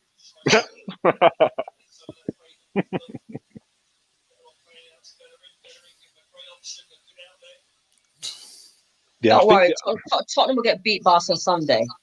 So who should we substitute? Who should we bring on? Who should we bring off? Pepe all of them. All of them. Can we? No, we can't do all of them, can we? It's only 5. Willian, he's got to come off. Who else? Gabriel, he's on a yellow. So when you bring on Lacazette, who comes off? Aubameyang. Yeah. He's been ineffective today. Oh mate, look where Leno is. Boy, what does Arteta want from his? Leno, get your bump. Exactly. Did you see he was playing sweeper a minute ago? I don't trust Leno.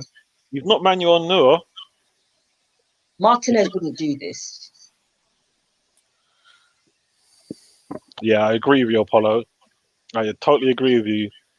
Try and sit it out as it is, but that don't make sense to me because God, it's not a risk. These players are not risky. I don't think they're not exactly going to cost you. Yeah, you would say that, Danny. He's your favourite player. You're his agent. What was that, Willian? No, you can't take Odegaard off. You can't take Odegaard off. No, leave Odegaard there. He's clearly our best player. He's our best player today. Yeah, and that says everything. Oliver was right about Leno. I get it. Today is one after. Yeah, it's true, Greg. It's true, Greg. Leno put him right under pressure.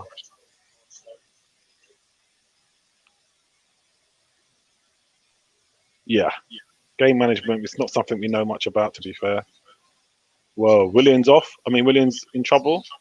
Oh, so now he brings on El Nene. Is he coming on? What are you on? What are you on? What's your clock? 75:56. How did you speed up? Oh, I just fast forwarded. 75:42. Okay. How did you speed up? You fast forward it? Yeah. Because when I went to the toilet, I came back. I just fast forwarded to get. Oh, you know what? This Arabi guy, he's been a thorn in our side.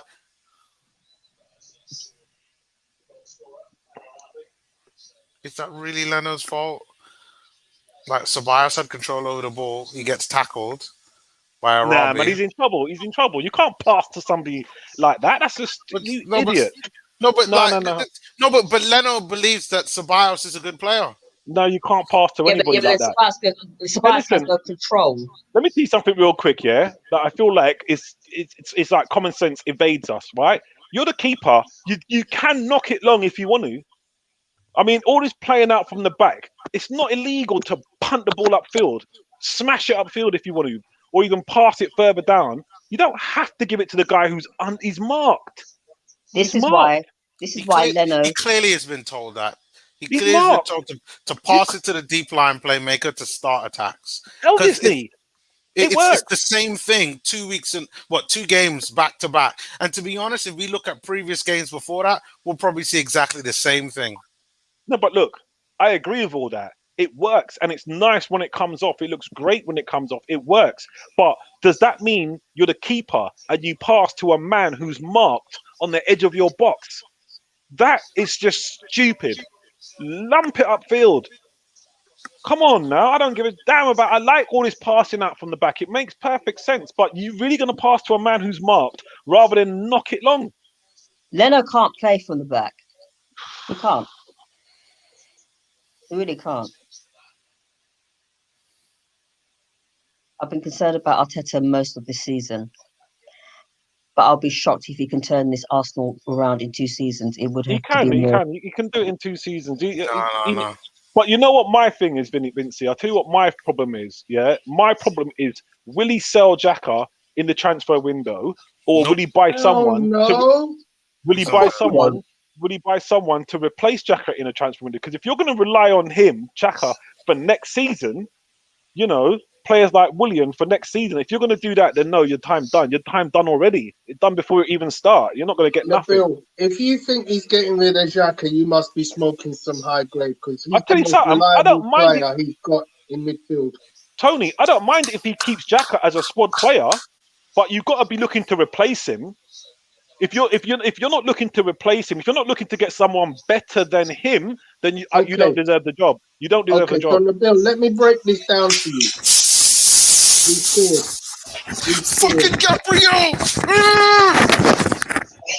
Header comes out of nowhere. I mean, what a header! Oh, what like dominance! I need to see it. No, just watch it. He comes out of nowhere like you bloody need to press Superman. Pause. He's got a bloody cape on him. You need to press pause. No, I'm gonna press pause right now. No, I'll press pause. I'll press pause. I'll count to 10. I'm on about 4 right now. 5, 6. 7. You're out. Give him a standing count. No, it's a lovely one. It is a good header. And it was an assist from, guess who? William. Frosty the Clown. Oh, no, he's going to play again, isn't he? Yeah. Oh, crap. Maybe he's the only one who can take corners. Oh, no, don't tell me that. Please, don't. Come on, no. Really? Come on, man. No. Fuck. Come on, man. You better be joking. Polos, go away, man. What are you doing? About disallowed goal. He don't look like it because he's taken a good jump. That's a fair jump. No. It's a fair jump. Let's see what the VAR does. No. Listen, I'm a few seconds VAR, behind. Man. I'm a few seconds behind, so it's still showing up on Sky Sports. That's got to be the case. All eyes are on the VAR screen. Surely not. It looks fine to me, but we have to see the replay. It's all about the replays, isn't it? Yeah, all he does is out jumps the other defender. Yeah, but I'll tell you what, if there's any arms or stuff involved, he's gonna crack under pressure. About that. It's not. He doesn't jump on the player. He beats the man to the ball. That's all it is. And as he follows through, he gets the player. But he beats the man to the ball. He ain't going to the monitor. He's not going to the monitor. He's I think giving a yellow card to what? To who? Oh no! No. I think Olympiacos. Yeah, they went to the monitor. They all went to the monitor. I think. Oh please! It was a fair goal. You can see Gabriel out jumped the Olympiacos player. Oh. But didn't you see that goal? Didn't you see that one that Man United player done? I've forgotten his name. He done a running jump and smashed into the standing player, and he got a yellow card for it, foul and everything. I don't think there was anything wrong with it. Well, there's good news. Odegaard's coming off. Pepe's coming on. Yep, I see that now. Pepe, Elneny, and Smith Rowe. Yeah. I hope we're not going to regret it. Well, 9 minutes. See out the game. No, they need another one. How many subs are you allowed to have? 5. 5. 5? In Europa League? Yeah. Jesus. So why do you wait so long? All right, so Saka's come off. Pepe's come on. We need another goal. Come on, Pepe. Yay! Let's get a penalty. Let's get a penalty. Definitely stands. Yeah. It definitely stands. Well, that's a lifesaver, boy. Let's see what Pepe can do down his side of the. Let's see how they can manage the game, mate. Let's see how they can manage it. I thought Lacazette would have come on. That Saka comes off, not Willian. Yeah, it's for Saturday, isn't it, or Sunday? It's for the Tottenham game. He's got to have one eye on it. Oh, forget the Spurs game, man. It's all about this game. This game and the second Olympiacos game is the only thing that matters. We're probably going to get slapped by Spurs. Let's at least go win the Europa League. Be positive, Naomi. We are not getting slapped by Spurs. Listen, there's a good chance we might face Spurs in the Europa League. And I'm telling you right now, I fear Gareth Bale. But Gareth Bale's on fire, bro. Like, I fear Bale. Like, fire, mate. I'll tell you what. I I'm don't gonna fear hide. Bale at I'm all. hiding, bro. I'll sit that one out. I'm sitting it out, bro. I'm not coming. I'm gonna sit that one out, I'll mate. be there on Sunday. I'm gonna sit that one out, mate. No, Gareth Bale and Kane, because obviously Kane knows him. Bale is really rubbing off on Kane, and he's getting into some serious form. You know, so I mean, you know what? It's all about how you feel on the day. If our guys turn up and they want to play to their strengths, we could get a draw. We could beat them. We're gonna beat them on Sunday. Oh! Oh! Come on, Aubameyang! How did that not go in? What? Put this game to bed! That was a skim. What's he doing, bruv? That Got was to go a all the way. tap-in. Got to go all the way. Got to go all the way. That was a tap-in. Oh, purple Gunnar, like, don't let Arteta hear that. See, Arsenal can play some nice football, man. It's our mistakes that let us down. Elneny did a crack! Oh my days! What I tell you right now? Oh my God! He did it! Elneny! Yes! Egyptian king! Elneny did a crack, mate! Yes! Hey, no, that was a goal!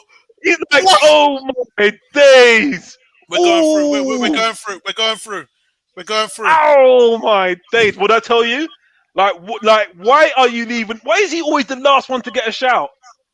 Why is he always the last one to get a shout? He's a good player. Xhaka, it hits the post. Xhaka will always cost you. He'll cost you goals.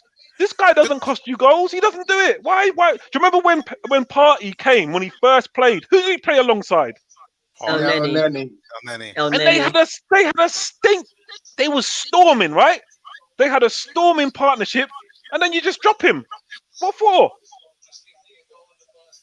What for? You know what? This is what I'm saying. I'm all about Arteta. I support him, but some of the decisions he makes, I'm like, why? Like, what? Why? If you can drop Elneny, you can drop Xhaka. He needs to start Elneny on Sunday. I don't care. The guy don't do nothing wrong. He don't do nothing wrong. When I see it, everybody has a bad game every now and then, but I don't see him putting the team under pressure or costing us goals or anything like that. Why don't he get a start? Yeah, I'm in agreement with you, Nabil. I totally agree with you. He's not flashy enough. I don't know what it is, because I don't see him put a foot wrong. He doesn't speak his language. He doesn't speak that Spanish. That's what it is. I'm telling you. I don't see what he does wrong. I just don't see what he does wrong, man. I think a lot of people have dissed Elneny because he's backwards, sideways. He's a backwards, sideways guy. Yeah. He is. But that's the thing. Like, as long as he's ticking over possession, all right. If you play alongside Partey will play forward. Let Partey play forward. Let him just tick over in the engine room. Let him keep it safe. The thing is, you look at their body of work here, and you go, Elneny doesn't make mistakes. Yeah. I like Luis makes mistakes. Xhaka makes mistakes. Ceballos is now guilty of making mistakes. I just wouldn't play those guys. This is what I'm saying, Tony. I mean, like, with Xhaka, I don't really see. I mean, I know he can be tidy, he can be comfortable. Like, you know, people have pointed out he's had some good games, but he doesn't really impact the score line. You know, except for in a negative way, of course. You know, I don't see why. If it was me, Elneny would partner Thomas Partey. The first game they played, it was just like, oh, I just don't understand it, mate. They've had a storming game. Yeah, I think Lacazette's coming on now. He is. What 3 minutes to go? Well done, Arteta. Yeah, see that's where it doesn't make any sense. Yeah, it's just stupidity. It's like bring him on during half time. Why now? At least 20 minutes. At least 20 minutes. Exactly. That's what I'm saying. Do something to affect the game. That's what I'm saying. Apollo. 3 minutes to go. It's exactly what I've said. You know, if it was a Man United game, El Neni and Party, they've bossed it, and I just don't understand why he hasn't played since. It's been a mad one. I don't get it, mate. So, Nabil, I was making a point before our second goal. I'm just going to go back to it. You were asking the question about why Arsenal will keep Xhaka. And I'll tell you why. Because in the summer, we're going to get rid of a bunch of players. And we kind of alluded to some of it previously. But think about it midfielders-wise. Ainsley Maitland-Niles, Joe Willock, Lucas Torreira, Matthew Guendouzi. 4 midfielders are currently outcast from our club. Yeah. Add Ceballos, who's not really our player.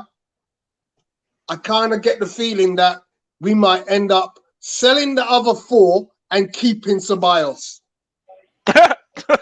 And so you got Ceballos and Xhaka. You got Ceballos and Xhaka. That don't surprise me. No, but I'm not going to speak my mind. That's the point. Ask yourself the question. Ceballos is playing today. Where are those other 4? They're not even in the club. I'll tell you the truth, though. Ceballos for 20 million ain't bad. He's worth 20 million. 20 million. No, 20 million. 20 million is peanuts. 20 million is 20 million is peanuts. It's peanuts. No, I'm not buying him. I've seen 2 seasons of the fella. Yeah. I'm not buying. I wouldn't pay £20 for him. He's an okay player, but you don't pay money for him. What does he do, Miss? What does he do? When he plays well, he scored 1 goal in all his time at Arsenal, and he's probably made 2 assists in that time. What I would do, I'll tell you what I would do. In hindsight, I would buy. I wouldn't buy Ceballos, but I'd buy Basuma. Basuma's about 30 mil. I'd buy him instead. Yeah, you like Basuma? We need someone else that's like Thomas Partey. Yeah, I'd buy Basuma. I wouldn't have Ceballos.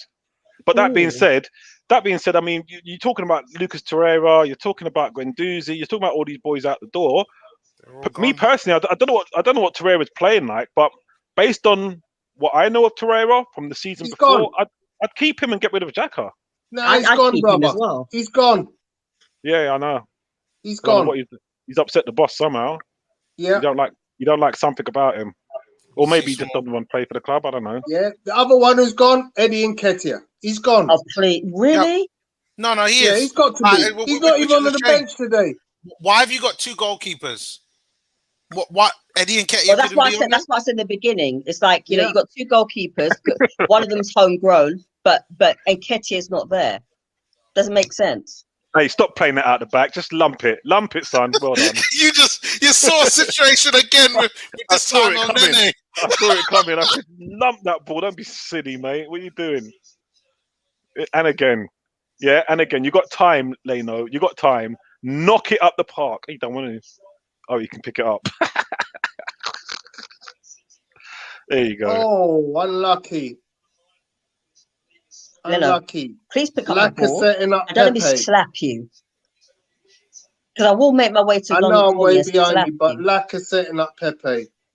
Thank you. I hope he gets another chance like that. Yeah, it's 90 minutes. I wouldn't want you to lose the ball right now. Just take your time. Yeah, wind down the clock. Come on, if we can get another goal. 1 more goal, and then...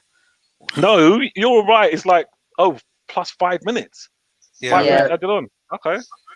Yeah, there's been like into 2 minutes. 8 substitutes. Ooh.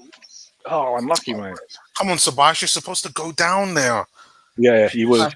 Right. Yeah, he was. Yeah, he was. Yeah, I mean, back again with that transfer talk. You're right, Tony. All the players you've mentioned. I mean, even like I said, even if you're going to keep Xhaka, get rid of. There's a lot of players who can go, and you know, even if you're selling them for 10 million each, you can still raise money. But that's what I keep telling people. Yeah, we can raise 80 million easily. Yeah, we could. You could if people will buy them. If people will buy them. But like I said, when you buy them, trust me. Talking about Lucas Torreira and Guendouzi are 20 million pound players. Mm-hmm. They are. Yeah. No argument already. You get 10 for 5 other players. You're laughing. This is what I'm saying. You've got Ainsley Maitland-Niles, you've got Nketiah, you've got Chambers, You've got, like you said, Terrera, Guendouzi. You know, it's a lot of players. But wouldn't you like any of those players back? No. Not one. See, not a single. I'd like Ainsley Maitland-Niles, but then look, I tell you what. To be fair, we need the money, so I'd sell Ainsley Maitland-Niles and I'd sell Bellerin. I'd keep Ainsley. I would keep him. I'd like to keep him, but you know what? If someone offers me 20 million, 15 million from it, you know what? If he's not playing first team football, I'd just get rid of him. We need the money. And he wants to go. Let's be really honest. He does. He does. I don't blame him either. Like the things that he's been talking about, Big Sam, and how different that he is, and how he felt like he was rotting on Arsenal's bench. Like you can't be saying that if you want to get back into the Arsenal side. Yeah, but he's right though. I think he's right. He deserves to go. He is right. He is right. But Arteta has wasted that boy's talent. Oh, you're tired, man. Come off now. Yeah, but like I said, Tony, you get rid of all of them players. Take your pick. I don't mind. Ainsley Maitland-Niles, Bellerin. Get rid of all of them. But the first, I say this all the time. I've been saying it since last summer. The first position, the first signing that I'm making is Thomas Partey's partner. Xhaka's not. If Xhaka is starting next season, then I'm anti Arteta. I've joined the Arteta out brigade because clearly you don't know what's good for us. You don't know what's good for us as a team. You've got to get rid of. How long? And I didn't even. Sorry, Ebony? I was just wondering how long has Xhaka got in his contract? 2 years. Sell him.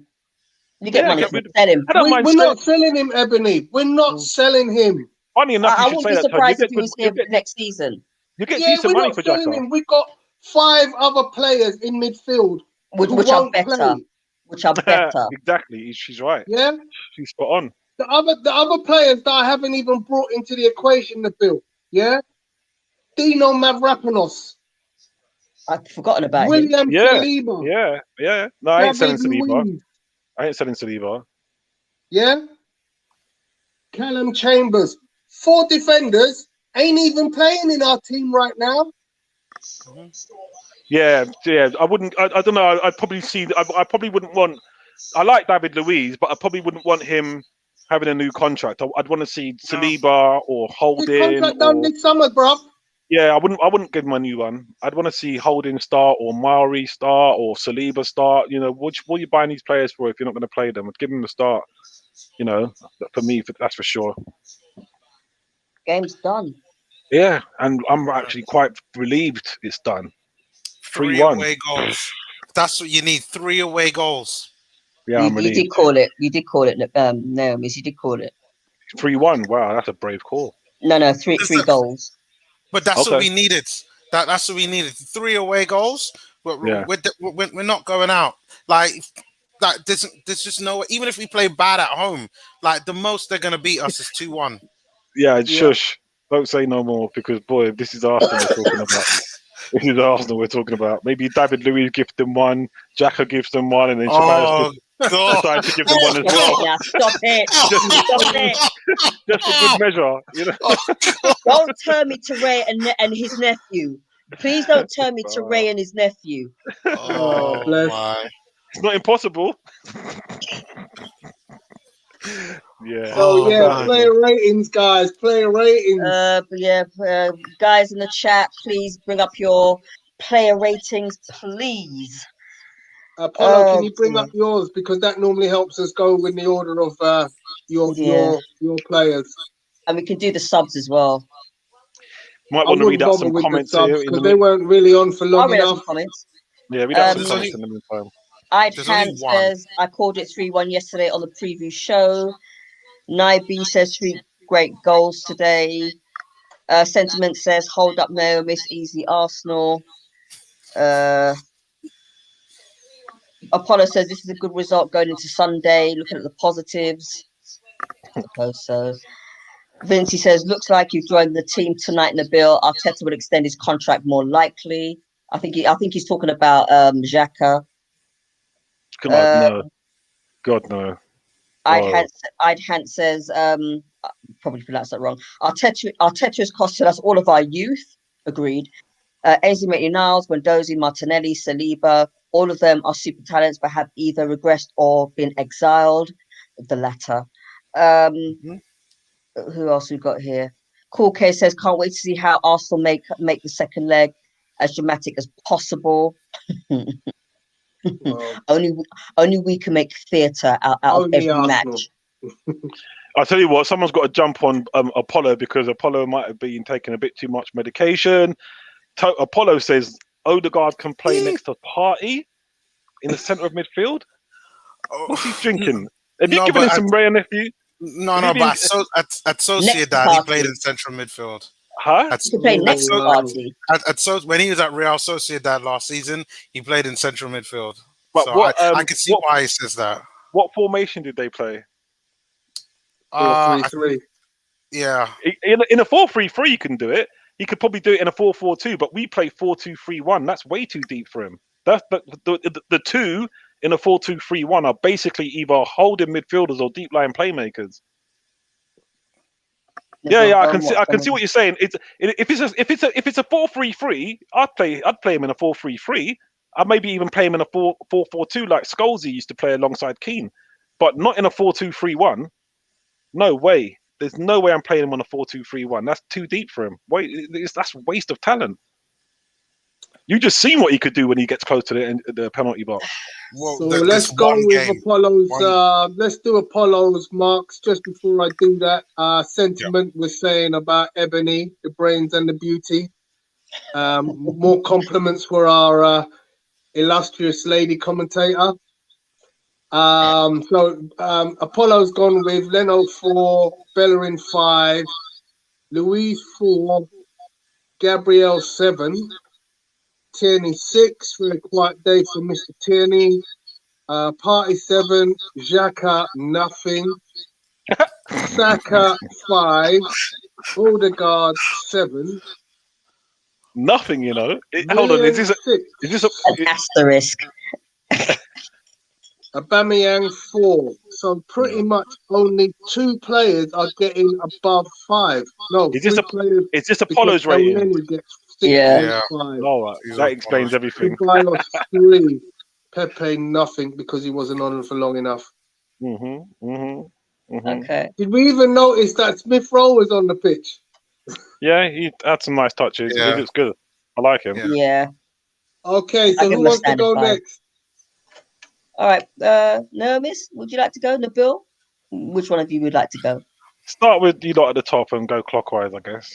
Yeah. Okay. Go on, Nermis. Go on, Nermis. Yeah, Leno, I'll give a 5. I don't quite blame him as much as everybody else in regards to the goal that Ceballos completely messed that up. Because I believe that Leno believes that Ceballos can deal with that the same way how at Burnley he believed that Granit Xhaka could deal with it. But nevertheless, yeah, I give Leno a 5. Bellerin, I'm also going to give a 5 as well. I thought it was an okay game from him. I don't think there's much I could really say he did wrong or that was really brilliant. Oh no, a few crosses like I felt he was kind of poor in, but yeah, I just thought he had a kind of below par game for me. Louise, I'm going to give a 5. I had some bad moments in the first half, but in the second half, I think did improve quite a lot. Gabriel, for me, I'm going to give a 7. When we're at a point where we all thought it's going to be same old Arsenal, and then he put his cape on and decided to give us a header with that second goal. For me, I just thought it was brilliant. And for someone who hasn't even been playing a lot, who in the first half of the season was like in the Premier League, he was considered one of our best defenders. That I got a rating for that. So Gabriel, for me, I'll give him another 7. Tierney, I'm gonna give a 5 as well. For me, I thought he was okay. Some good crossing, but just didn't have the impact that he has kind of seen before. Partey, I'll give a 6. Thought he did okay. Xhaka, I'll give a 5. I thought he was okay, just average. Nothing to really complain about. The same thing there goes at Saka. I'll give him a 5 as well. Actually, pretty disappointed in Saka because normally he's a lot better than what he showed today. Odegaard, I'll give a 7. Brilliant goal. Like I said, Podolski-esque. You got a rating for that. Willian, I'm going to give a 6.5. Just because he got an assist. You And just like his afro. No, but you know what? I'm hearing the stats, right? And I just got a tweet of someone telling me that Willian is now Arsenal's top assist maker in the team. He takes corners. I mean, listen, I'm not a big Willian fan, but like he keeps getting in these positions whereby he's getting an impact on the game. So you gotta give him credit. And I said like a few games ago, if he can just do what he was doing, just little simple passes, contributing to goals for the rest of the season, I'm not gonna complain because then that means he's probably gonna end up with like 15 assists overall. So I'll give him that. Aubameyang, I'm gonna give a 5. I thought he was okay, but just disappeared in game. I don't think this was a game for him. Ceballos, I'm going to give a 4. Poor, and didn't look like he improved as the game went on. And El Nene, for me, I'm going to give a 7. Superb goal. And from outside the box, which we don't awfully see from Arsenal players. And Pepe, I'll give a 5 because he wasn't on for very long. And the same thing goes there for Smith Rowe. And that's me. Okay, nice. Shall I go next? Yeah, go ahead. Okay, Leno, I'm going to give a 6. For much of the first half, he didn't really have a great deal to do. Was he at fault for their goal, for Olympiacos' goal? Maybe yes and no. I think as a goalkeeper, and I've never been a goalkeeper, but for me as a goalkeeper, you need to know when to hoof the ball out, and you need to look at who is around you and who's around your players as well. And if you see danger, then it's your best bet is to kick the ball out. That's why I'm giving him a 6. Bellerin, yeah, had some nice crosses, but didn't have a great deal. He didn't have a huge impact on the game. I give him a 5. Louise, I'm giving a 4. Had he not made that mistake, which could have been 3-2 to us, actually, I'd have given him a 5. But he was just like Louise, I mean, like, yes, he had a few good passes, but that's about it.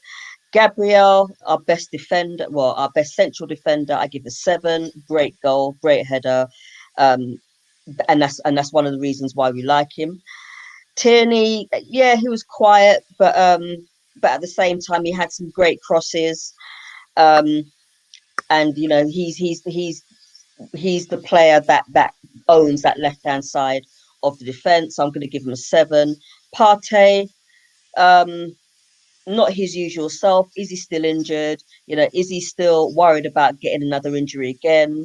Is he being saved for Sunday? He wasn't really in it that much, but he did make a good few passes. I give a 5. Xhaka, 5. I mean, he made a couple of good slide tackles, but that's about it. Saka, very quiet. Gave the ball away too many times for me, so I give a 5. Odegaard, player of the match for me. He gets an 8. He made that midfield area his own today, as far as I'm concerned, and that goal that he scored was spectacular. And I'm going to make that goal my goal of the season, so I'm going to give him an 8. Krusty the Clown. What does he actually do? All he does is he got 2. I think he got 2 assists today. Okay. Did he get 2? Is it 2 or 1? I know he got 1. Fair. All right, he got 1. He doesn't make a great impact. I mean, he pings the ball around, but he never actually gets stuck in. And I'm not quite sure why. I don't know whether it's because he's tired or he's just lazy. He just doesn't do enough for me. So I'm giving him a 5. Aubameyang wasn't really in the game. I mean, he had 2 clear chances. The second one was a skim, which he could have actually got his foot on, but he was really quiet. Didn't really make He didn't really make much of an impact today. So I'm going to give him a 4. Subs, El Neni, I'm going to give a 7. Great goal. A lot of people diss El Neni because he's backwards, sideways. But if you give him the opportunity and if you play him against someone like Partey, he can shine. But today he scored a spectacular goal outside the box. I'm giving him a 7. Bas, 1. Useless. Had no control over the ball when Leno made that mistake and passed it to him. Just a 1. Pepe, standard 5, wasn't on long enough, and Emil Smith Rowe, standard 5, wasn't on long enough. Ooh. Shall I go? Okay, I just want to read out some comments very quickly before we go on, because there's a load of other people's scores that I'd like, if you can put them up, Apollo. But Anthony Roberts says Bellerin pulled out a great cross for Alba, which he headed and the keeper pushed onto the bar, and so he didn't have a bad game. Bertram says, I see we won in spite of Xhaka, which is funny because before the game, Bertram said, I bet we win in spite of Willian. Me a ban all of them ratings. Team win 3-1 and pure 5s and 4s, me I see him say.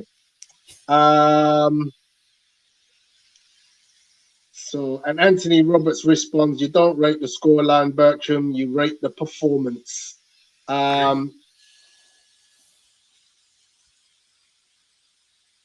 Bertram then continues to say, I am going to generalize by saying most Arsenal fans rate based on who they like. Lots of times it has to do with little to do with actual something. 18 is patiently waiting for me to give Xhaka a 7, seeing as Bertram isn't here. So we'll see, 18. Bertram saying, I'm aligned with Tony because we exhibit some level of objectivity. Well, so do I. Come on. What you mean? I don't even like Willian, and I gave him a 6.5. Okay, so Anthony Roberts given Leno 3, Bellerin 6, Luis 5, Gabriel 6, even with the goal. Now, that means that without the goal, he probably was getting a 5 or a 4 even. Tierney 6, Xhaka 5, Partey 5, Willian 5, Saka 6, Odegaard 8, man of the match. Alba 5, El Neni sub 6, Ceballos 2, Arteta the manager getting a 5. We need to go back and revisit some of those manager marks, but we'll do the manager marks after, I think. Okay. But interesting. Greg G goes Leno 3, Bellerin 4, Luis 4, Gabriel 8, man of the match with Odegaard. Tierney 7, Partey 7, Xhaka 4. Xhaka 4. With Odegaard 8, Willian 6, Aubameyang 2, El Neni 7, Ceballos 0. That's interesting. Cool K, here we go. Leno 4, Bellerin 5, Luis 5, Gabriel 7, Tierney 6, Partey 7, Xhaka 4. Saka 5, Odegaard 7, Willian 5.5, Aubameyang 3. So Aubameyang was worse than Xhaka. El Neni 7, Ceballos 3. Ceballos and Aubameyang got the same grade. Nye gives Leno 4, Bellerin 5, Gabriel 7, Luis 5, Tierney 6, Xhaka 4, Partey 6, Willian 5, Saka 6, Odegaard 7, Alba 5. What? Has anyone give Xhaka over 4 or 5? Anthony gave him a 5. Kuke 4. 9. Nope. Who else have we got? Any more? Have I done sentiment? Sentiments. Got Leno 5. Bellend 4. Sideshow Louis 2. Gabrielle 7. Kieran Tierney 6. Party Soldier 7. Xhaka get in the bin. Xhaka get in the bin. Wow. Saka 4. Wow. You wouldn't imagine we won 3-1. Odegaard 7. Willian 5. Get out. I don't even get that. I don't even understand that. Guys, can someone help me? What is sentiment saying? William 5, get out, but Alba gets a 4. Tobias gets a 2. Xhaka, get in the bin. Right in. So, Tony, you rub your chin at Xhaka's score, but not Aubameyang. I'm killing myself with laughter. You're right, you know. You're right. But you haven't heard my score yet. I'm looking at these and thinking to myself, boy, this is some strange scoring, because I seem to be looking at one player and thinking, did he really play as bad as that other player? Because people are marking some strange marks. But anyway, so is it my turn? Or do you want to go ahead, Nabil? Yeah, let me go, because I got to go and sort out this boy before okay, go for it, he's Sam. been playing PlayStation all night. So, what have we got? Yeah, Leno. They've given Leno. He's given Leno a 4. I didn't see him I didn't see him make any saves. I didn't see him do anything. I think I'm going to give him a 3.5 then, because he's put his team in trouble again. You know, Bellerin. Bellerin is all right with a 5. Didn't really make that many mistakes. Didn't really do much either. 5 is suitable. I think Luis, it's a 5 as well. Don't know where he went wrong. Gabriel, that's an 8 for me. You know, without him, it's 1-1.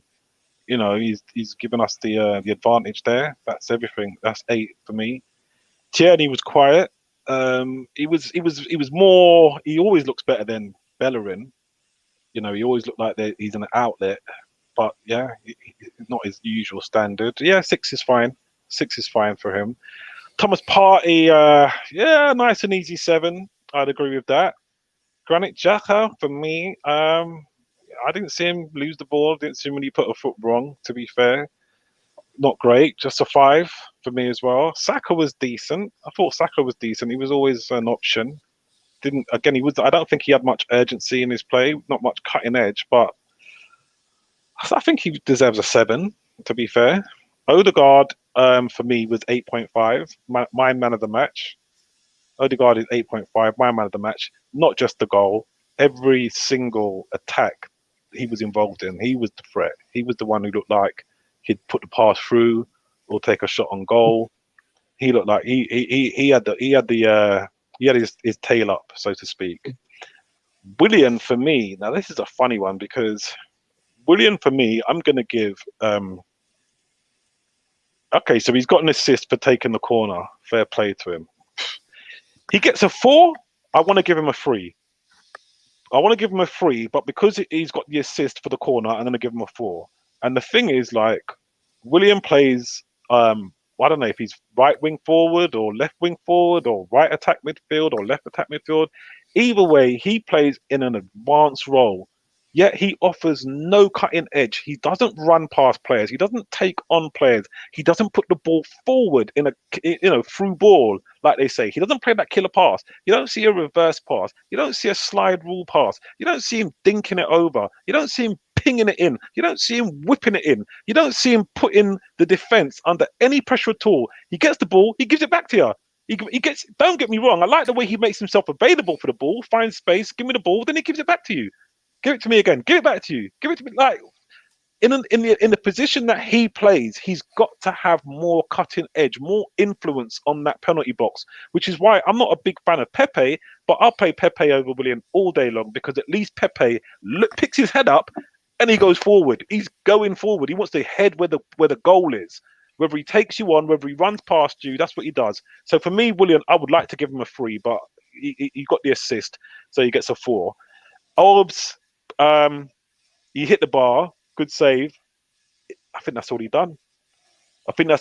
And this is one of those things where, strikers have quiet games, but you have strikers like Lacazette. He may not impact the penalty box. He may not put the goalkeeper, give them work to do, but he gets down to the halfway line and he'll win the ball. He'll get, you can give him the ball in the middle of the park, and he hold it up for you. You'll cause problems, or he'll be a bit of a foil. I'm not usually critical of Orbs, but this was a bad game for him. For me, I've got to give him like a 3, to be fair, because he ain't done nothing for me. Yeah, he ain't done nothing for me. And to be fair, another thing about Aubameyang I don't like is he can't pass the ball. He just can't. I don't want to swear, but he just can't pass the ball. I mean, seriously, like 6, 5, 7, 8 yard passes just over there, and it's not reaching. It's either not enough weight on it, or too much on it, or some of these passes I'd expect, like, your centre back to make them. Any player on the park has to be able to make these passes. His passing is diabolical, and believe you me, I'm a massive fan of him. I'm a massive fan, but today, no, I would have hooked him quite early on, to be fair. El Neni, El Neni's got what, 6.5? Is this Apollo's rating? Yeah, it is, because he's got that star there. How can you give a geezer 6.5 when he hits a worldie like that? Come on, mate, he's tight. This guy's so tight. El Neni gets 8 for me, right? He didn't put a foot wrong when he came on.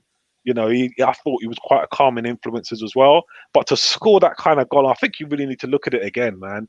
That's swerving, screaming into the corner. That's just not a whack. That's a beautiful shot. He gets 8 for me. Yeah. Oh, Ceballos.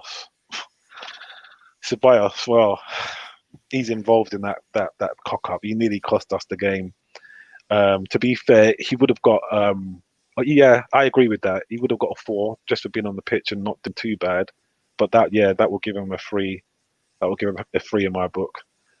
Pepe, I'll give Pepe a mark. I'll give him a 5 or a 6. I'll give him a 6 out of 10. He came on, he looked lively, he looked like he could impact the game. Same with Emil Smith-Rowe. I'll give him a 6 as well.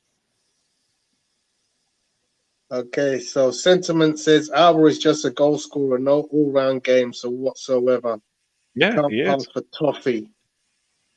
Yeah. Here's a nice comment. This is Apollo again.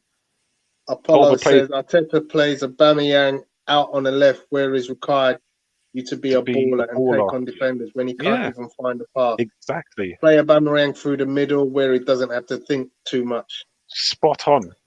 And then he gets a 10 from Bertram. Wow. Yeah, for that goal, wow. I give him 11. That's a flipping worldie, bruv. That's a worldie he hit there, man. And the way I want to look at that, right, I actually do want to analyze that. El Neni, the manager says, go out there and affect the game. Yeah, that's all you can do. 10 minutes. That's all you got. 10 minutes. Go out there and affect the game. Ceballos goes on. His effect is negative. He goes on to affect the game, yeah? Yeah, that's what you can say. Then he comes on. His effect is positive. So 2 major differences. Yeah. Right. So it's my turn. Yeah. Bertram get me them up. So it's been a bit harsh. The performance wasn't the greatest. It wasn't a pretty performance, but we've won 3-1, guys. Yeah, fair play.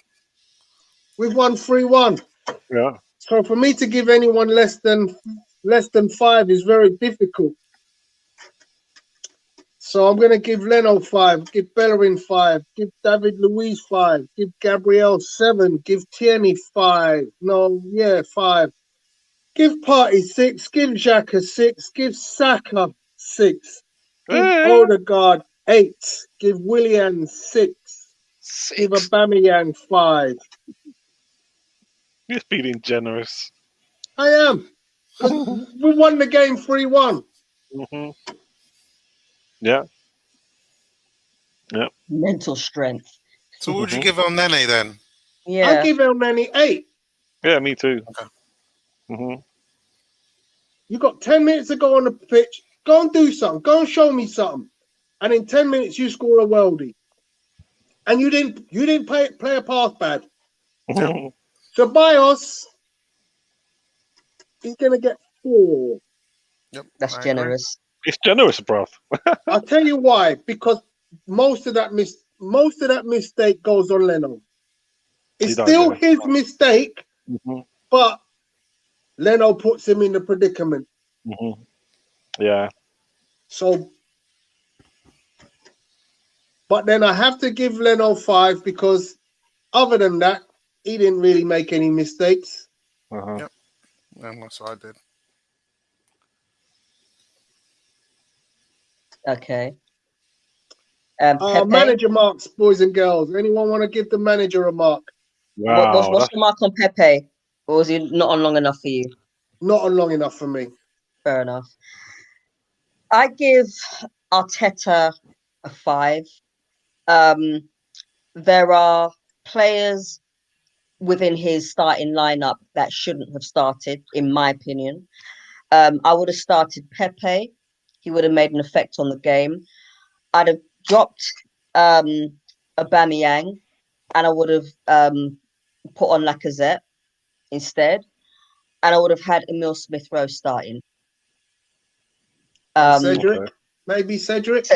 Yeah, and Cedric for Bellerin. Bellerin. Yeah, so I would have actually started those 4. I'd have dropped Bellerin. I'd have dropped Willian. I'd have dropped. I would not have brought on Ceballos. I'd have dropped Aubameyang. Who else would I have dropped? Willian would never have gotten anywhere near the bench. Never mind the pitch. So, in all honesty, for his selection today, and the fact that he's still making these substitutions very, very late, he gets a 5 for me. Sorry, Tets, but you get a 5. Yeah, I wouldn't even I won't even go into it. I'll just echo what you said. For me, you get a 5 because at the end of the day, the boys have pulled it through for you. They've done it for you. But you know what? I just can't see, like, we're all saying the same thing. What is it that Willian and Xhaka do to keep getting picked over and over again? And believe me, I mean, you see me in the group. I can see what managers see in Xhaka. I can see what they see in him, but that doesn't warrant him being picked time after time after time, especially ahead of players like El Neni, who, call it backwards, sideways, whatever. You don't put your team under pressure constantly. So I don't know what it is. But and again, I might even give him less than a 5. I might give Arteta a 4, and I'll tell you why I might give Arteta a 4 because don't forget we won the game, Nabil. We won the game. Arteta didn't win the game. Our boys won the game.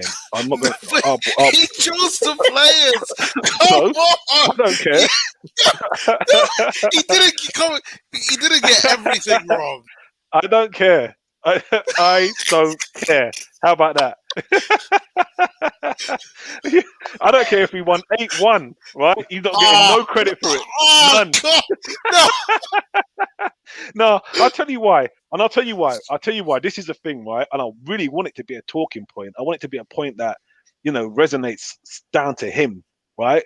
We see City, obviously Barcelona, they owned it. Liverpool do it. They own it. And I get it. It takes a while to perfect it, right? High pitch pressing, I get it. Passing out from the back, I get it. But at the end of the day, you've only just walked into this club. You cannot just expect to turn these players right the way around and let them be like, experts at passing out from the back. Passing out from the back is costing us. Don't get me wrong. I'm not saying we shouldn't do it. I'm not saying that we should stop doing it. I'm not saying anything like that. But I'm saying that him as a manager, he should be saying to Leno, the players, the deep line playmaker who comes and gets it, the centre backs, anybody who picks up that ball. Listen, you know what? Don't put yourself under pressure. If you smell danger, smack it up the park. Just smack it. I don't care if you put it like Thomas Partey's whacking it out of the stadium. I don't care if you hit it like that. Don't put your team in danger anymore. Pass out from the back, yeah, but come on, look what Leno's done. 2 games on the bounce. 2 games on the bounce now. That's not Leno, that's the manager. You know, I'm not having a go at him because I get it. He's doing a good job, but really, this passing out from the back, it's our Achilles heel. It is our Achilles heel. I reckon if I'm an opposition manager, that's what I'm looking for. I'm going to say put pressure on them when they pass it out on the back. You're going to get a sniff. When you get that sniff, you've got to be clinical and take it. And I think that's what happens to us time and time again. So for me, I'd know. I'd give him a 4. I'll give him a 4. Wow. Neomis. Well, I was going to give him a 6.5. I better change your mind. No. I'm gonna stick with that. We won the game 3-1. Like convinced. We scored 3 away goals, and even though I disagreed with the starting lineup that he picked, some of the selections, the tactics, everything that you guys said, he brought on El Nene, which I was surprised to see that El Nene made the difference. Yeah, you criticize him on bringing on Ceballos, but we won the game, and we won the game quite comfortably. And the players that, like Gabriel had a yellow card. I was calling for Gabriel to be taken off. If he'd been taken off when I had said to take him off, we probably wouldn't even have scored the second, or we might not have scored the second. So because of the result, because of who impacted the game, like the minimum I'd give him is a 6, but I think a 6.5 is a fair result. What the hell? I don't even know how to read what you just wrote, Apollo. Neomis is going with my score. That's my bruv. Blaming everything on Arteta. That's like trying to write a PhD thesis about quantum mechanics using variation principle over perturbation method for some. I told you. He's had 1-2. I think it's the medication, bruv. Or he's had 1-2 many. Now, you know what it is, right? Apollo's a Trekkie. Yeah, he's one of them. He knows about. What's he talking about? If anybody's seen Tenet, there's a theory that they mention in the middle of the film about why it goes back on itself. And he's one of them guys. Yeah. Oh. And you're just thinking, I don't know what the hell you're talking about. You know, when I watched that film, I'm like, what's that called, Apollo? The return something or I don't know. I know what you're talking about. Cool K says, I actually think Real would be open to it if we stumped up asking price. But yeah, Odegaard very much seems to be part of their long-term plans. Let me just chip in real quick right here because I had something I had something to add to that because I saw Apollo made a comment where he said something about Real Madrid selling him to look. Odie is a very talented player. But for the fee Real Madrid will ask, not sure we should buy. Now, this is the point, because I think I had a discussion with someone the other day. I can't remember who it was. Yeah, it was David Thomas. And David Thomas was saying, yeah, we should buy Odegaard for like 30 million. And I was like, Real Madrid are not selling Odegaard for 30 million. Well, someone tell me how much Odegaard is valued at, because there's no way Real Madrid are selling him for 30 million. You could say they're broke all day long. They're not selling him for 30 million. They've got players they can sell. Hey, how much? We ain't spending 30 million on Odegaard. Yeah. How much do you think how much do you think Real Madrid would ask for Odegaard? It's a 45. Deflated market, so it's probably worth about 20 million. Yeah. Odegaard. Yeah. Now, but I don't think they want to sell him anyway. Can someone in the comments help me out, please? Someone in the comments, please help me out. I had this discussion on the group the other day. So what you've got to remember, Nabil, is that if you look at Odegaard's form at Real Sociedad last year, he's probably 30, 40, 50 million worth of player. Well, no. This is my point. This is my point. This is, I don't know, because I'm leaving it kind of open, but this is my point. This is how I see it. Odegaard was acquired by Real Madrid to be their new, like your Modric, your Ozil, You know, that's who he is. He's the future. That's how they see him. The way they see Odegaard is the way we. Shut up, Apollo. You've had way too much to drink today. Honestly. No, he's just researched that online. That's his market value right now. He's had way too much to drink. Hold on, listen. No, that's his market value. Hold on. There's a website you can go to. I know, transfer market. Hold up. And it will tell you every player's market value. Stop. Transfer market gives you your base value, their valuation, right? It's the base.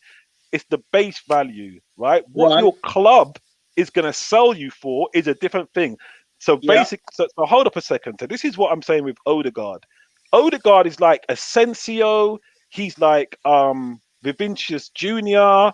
You know, and then obviously you got himself, Odegaard himself. These are the future of Real Madrid. They are the future. This is what I heard. This is what I heard when they spoke about Odegaard. What Real Madrid said is that they're not selling him. He's not. Arsenal don't even need to inquire. We're not selling him. That's when when you talk about Real Madrid needing money, they sell Isco. They sell Benzema if they can get money for Benzema. They sell Gareth Bale if they can get money for Gareth Bale. They'll sell Tony Cruz if they can get money for Tony Cruz. They're not selling Asensio. They're not selling Vinicius Junior. They're not selling Odegaard. They're not selling Varane. They're not selling young players that they need to play next season. They're not doing that. They're not doing that. It doesn't matter. We might have to have a cheeky bet on this because Real Madrid, no matter how broke they are, this is the thing. You know what? You've got resources. You don't sell you. It's just like us. We need money. We need money. We can sell you AZ Maitland-Niles. We can sell you Lucas Torreira. We can sell you Guendouzi. But we'll sell you Saka cut price. We'll sell you Emil Smith-Rowe cut price. No, but the thing is, Odegaard isn't in the first team at Real Madrid. Like Saka is for us. That's because they're so good. That's because they're so good. If we, remember, Saka came in. Saka came in. Saka came in. Remember, he came in because of the injuries. It weren't Arteta pulling a masterstroke. All you lot. Ebony's one. I remember all the ones who were saying, give the kids a chance. Give the kids a chance. Give the kids a chance. Mm-hmm. They were saying it week in, week out. Saka, Martinelli, Emil Smith-Rowe. They were screaming for it. And I was like, boy, I'm not even sure if they're ready. We got smashed with injuries. Yes. We got smashed with injuries. That's how they got in. So it's the same thing. But we still wouldn't sell you Saka. We still wouldn't sell you Martinelli. We still wouldn't sell you our kids. That's our future. Mm-hmm. I'm not sure about purchasing Odegaard. I still think because of the whole COVID situation, I think if Arsenal really didn't want Odegaard, they might have to probably spend like 40 mil in today's market. I really think so. I think 50 million. You're not going to get it for less than 50 million. But the thing is, before COVID, I'd agree with you. Bearing in mind the market, my brother. The thing about Odegaard is that, yes, he scored a cracker today, but I need to see more of that type of performance in the Premier League. This is what I'm saying.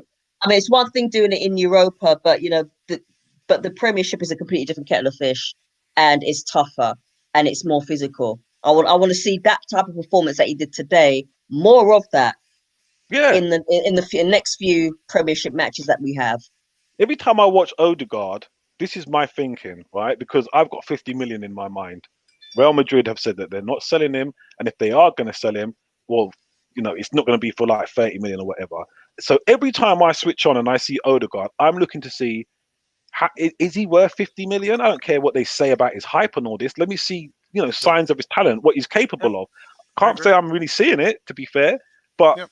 That's another thing altogether. We're making a valuation based on that. And if you're going to make a value, if you're going to say to me, Nabil, make a valuation based on what you've seen of him at Arsenal, I'd say, yeah, you guys are completely right. 30 million, 25 million. That's what I'm seeing. But what Real Madrid see is what they've had all this time and the hype and everything, and they're not thinking 30 million at all for him. So if we get him for 30 mil, we've done all right. But that's why we shouldn't go after him, because I think that Real Madrid are going to want stupid money for him. And no, but he is, well, so far, like, let's see until the end of the season what he produces. Yeah. Because I mean, like, this might just be the trigger to whereby he just starts banging out goals and getting assists, and Yeah. then then he looks like a world beater. But Yeah. today So so he played his far, best game. yeah. But so far for me, he hasn't looked like he's even as good as Smith Rowe, Yeah. and Fair play. that's how I felt about him before this game. But that being So, said, how much do you think we would sell Emil Smith Rowe for? There's Update: I, Thomas a I, Partey I, is not injured. There's a I, question. I don't think we See? would sell. I hope we wouldn't sell him. For me, he's Emil a not Smith for Rowe ain't sale going player. nowhere. Like, If we were to sell Emil Smith Rowe tomorrow, what Hell would be no. a satisfactory figure for you? Satisfactory? Yes. 30 million. 30 No, million? what? No, What bro, the hell? 60. 60. This is No, what no, this no, is what I'd I'm go saying. 50. 30 million for Emil Smith no, Rowe. no, that's Yeah. way too low. That's way too low. Way I'd too go low, Tony. 50. You ain't At getting least 60 50 million. million. You At ain't get. least I 50 like million. the kid, but he hasn't shown 60 million yet. No, He no, will about do. no, but to Think about satisfy this. me, Let me give you a little scenario. 10 million more gets you Pepe scoring 20 goals and 20 assists in France. That's different. What do you mean? Pepe, 10 million more than 60 gets you was 20 goals in France the season he came. Yeah, Yeah. but France is a farmers league. Who cares? Okay, This is it. it's This is a the Premier farmers League. league, but you still got to score. Yeah, And you but I still mean, got to lay on assists. yeah, but this is what I'm saying. First, let's get things into perspective. First and foremost, Pepe plays. He starts. He's a main man for Lily. You know, Emil Smith Rowe is the future. He's coming through, and this is the reason why I've used him as a classic. So is Pepe, bro. He's only Huh? 22, no, 23. no, no, Pepe. Pepe's 26. All right, 26. I like. He's an old. He's an oldie. Pepe should be in his prime, which is why I give him so much stick. Pepe should be it now. You know. The point I'm trying to make. The real easy, simple point I'm trying to make is the way we see Emil Smith Rowe is how Real Madrid see Odegaard. I get it. We're both in trouble. Maybe they're in more financial trouble than us. But I'm telling you something right now. There's no way Arsenal will sell Emil Smith Rowe for under 50 million. They would. I don't even think they'll take 50 million for him. If you look at Xhaka's been given an opportunity. Saka has been given an opportunity. His opportunity has put his valuation at 100 million.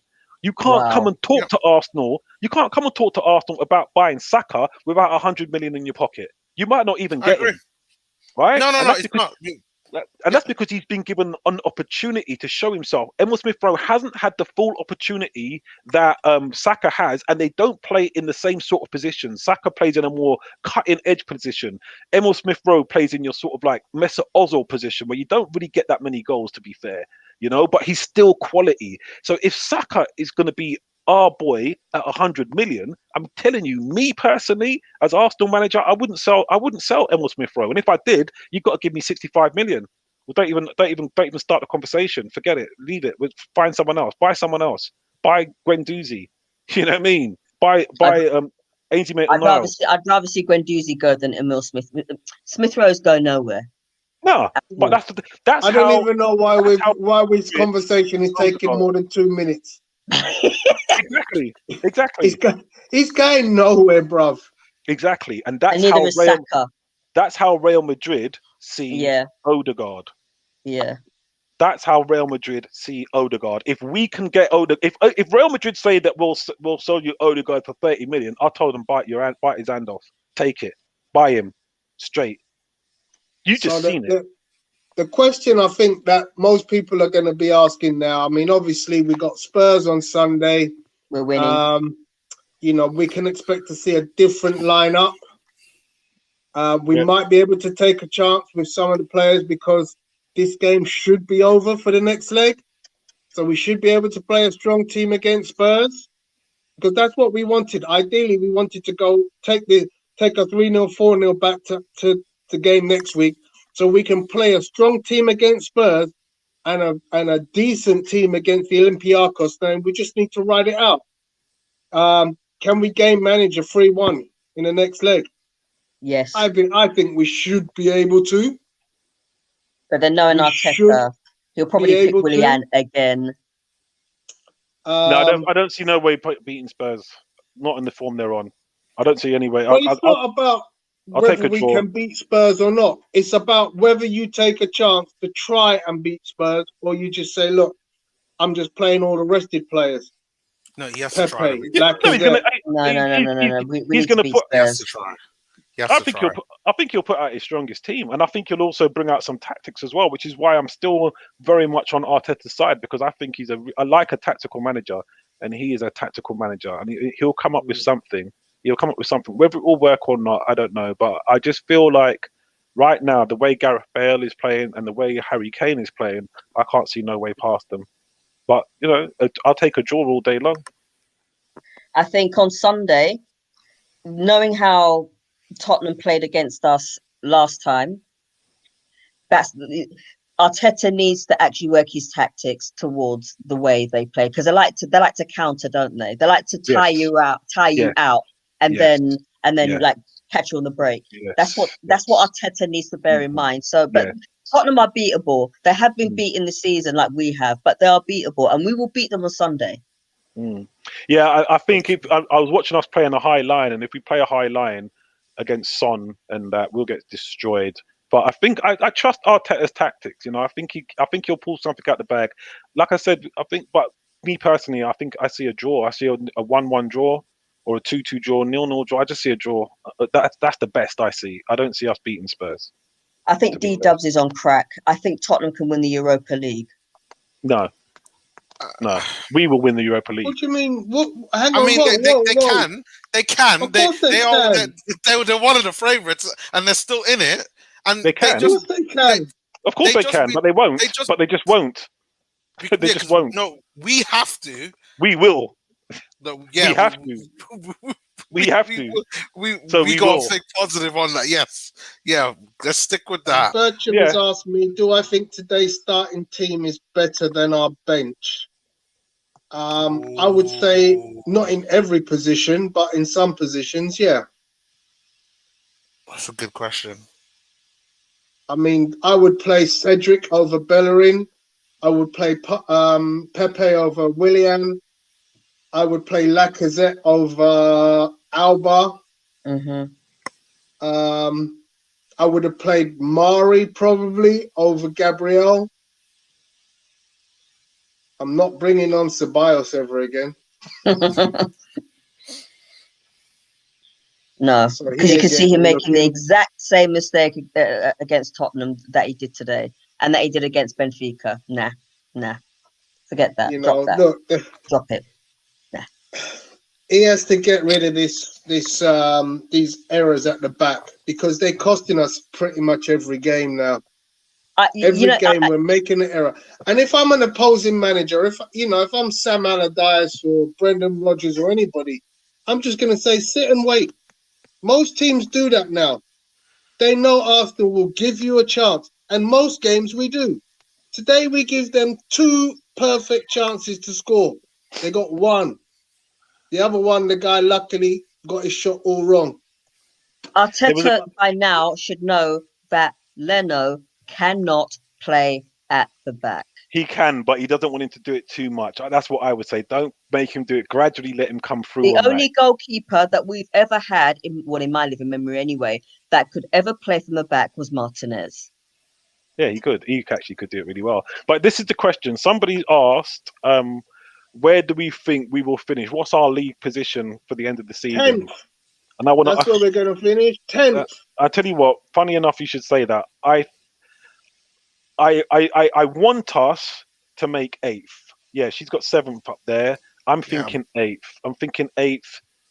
But I think realistically, we will finish 10th. I don't think we're going to move from where we are.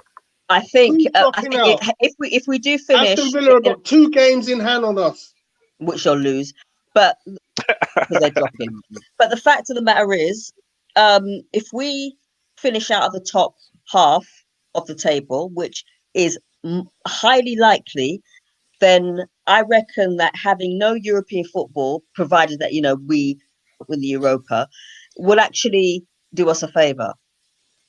I'm not so sure because I'm not sure how it's going to work with signings. You're going to have no European football. That's not and then really people want to leave. Yeah. People don't want to play for you. They just don't want to play for you. All the young players who aren't playing could be loaned out, and then we've got a bunch of sales. We're gonna need a smaller squad, like if we're out of Europe. Yeah. But So I think, unfortunately, that's how far we've dropped down. Yeah, 7th or 8th would be nice, but I think 10th is realistic. So you're basically saying, one of these, 2 of these teams are going to fall out: Aston Villa, Tottenham, Everton, West Ham. Well, West Ham are already 10 points ahead of us. Everton are 8 points ahead of us, which leaves Tottenham, who are in flying form at the moment now that Gareth Bale's found his feet, and they have the easiest running. Believe me, they have an easy running now. They've played all the bad boys. Yeah, I hear you. It's really Aston Villa we can catch. Yeah. Because they're in free form. Maybe. We could catch Aston Villa. So I reckon 9th is probably best. 8th. I think we can catch Everton as well. Who? Yeah. Everton are gonna keep going down. I don't think West Ham will. I don't think West Ham, although they're playing well, I don't think they'll be up there much longer. Really? They'll drop. They're 10 points ahead of us, Ebony. I know, I think West Ham. They have to lose 4 games, which they probably will, because West Ham, like I said, they're playing great, but it could happen. No, it's not like we're playing great football either, and we're going to go the rest of the season unbeaten. Chance of we still got to play Chelsea. We still got to play Liverpool. We've played Man United twice, haven't we? Grealish is out. Yeah. So anyway, my thing is, and I want to say this before I cut out, right? But I just feel like we're going to win the we're going to win the Europa League, and we're going to be in Champions League next season. That would be amazing. That sentiment, Nabil. That would be mad one. It's a mad one. I hope you're right. How? I don't know, but I just think we're going to do it. I think the thing is we can beat pretty much anybody if we don't make mistakes. Over 2 legs or on a 1 game thing. I'm going to tell you what I told Neomis last week. Keep your hopes down. Don't expect way above. I'm an Arsenal fan. If we even make it to the Europa Cup final, I've been to 5 out of the last 6 Europa Cup European Cup finals that Arsenal have been in.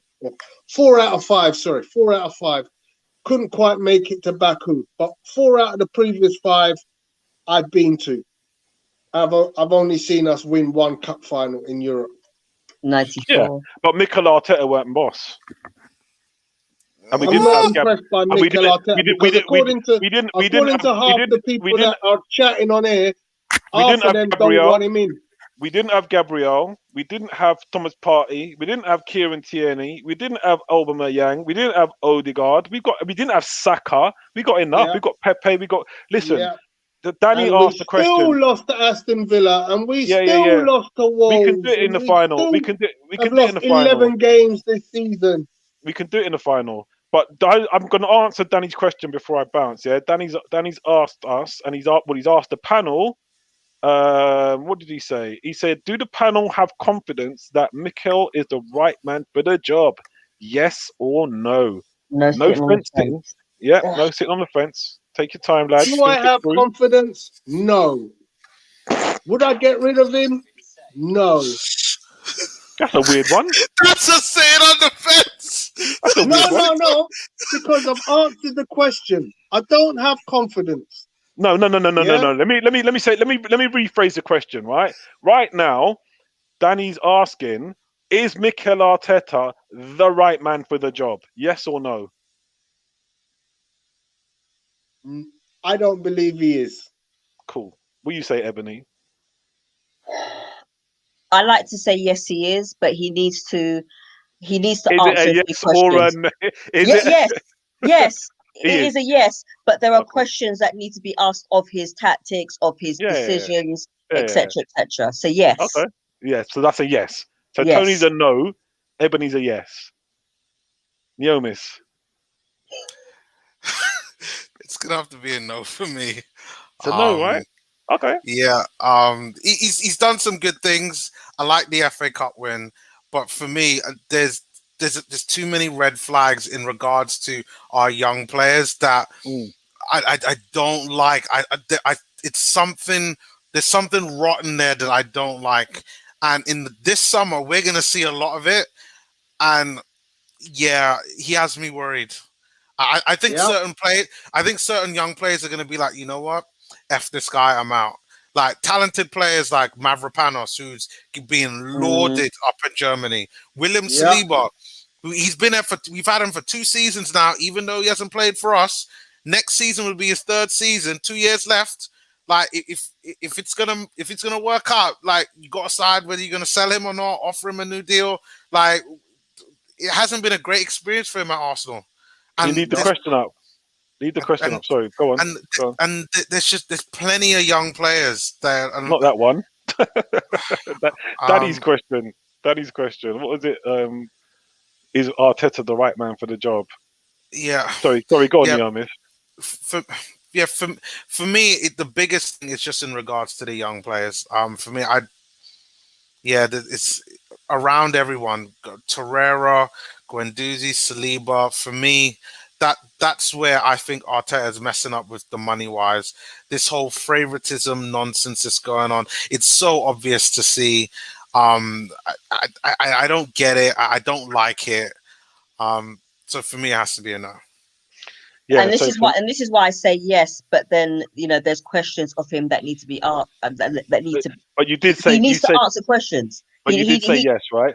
I did say yes, but he needs to answer. He's got a lot of questions to answer. He needs to answer the question about Saliba. Why isn't Saliba here? Yeah, how many more seasons are you gonna loan out Saliba? We're crying out for a defender because we're crying out for a replacement for Luiz, because Luiz can't go on for longer, even though he signed a year's extension. Mavropanos, what's happening to him? He's the manager, so he needs to answer those questions. What is happening with all of the players that are out on loan? Are they coming back? What's happening to Saliba? Why is he not here? Martinelli is another one as well. Why has he not been utilized? And how long's Martinelli been here? 2 seasons now? Yeah, I think with me, it is a good question, which is why I've really gone to it. It's layered as well. As you can see, you can't really just give a straightforward answer. You have to have your reasons. But I'm literally with you, Ebony, in that I do believe he's the man for the job. Now if you asked me this before he got the job, I'd have said no, because he's an unknown quantity, and I don't really deal with unknown quantities. I want Allegri or Simone, someone who I know what they're going to bring to the table. So I always was like, no, I don't want no rookie.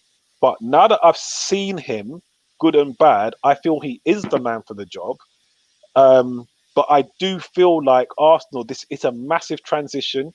Like I said, there's a load of players who really need to go in the summer. There's a load of players who absolutely need to just get the hell out of the club, and we need to bring in some real quality. But to be fair, he's the man who's got us Partey, right? He's the man who's got us Gabriel, right? 2 great players as far as I'm concerned. I believe Tierney as well. It comes in on his watch. That's 3 really good, solid players that, of our best players, they are of our best players.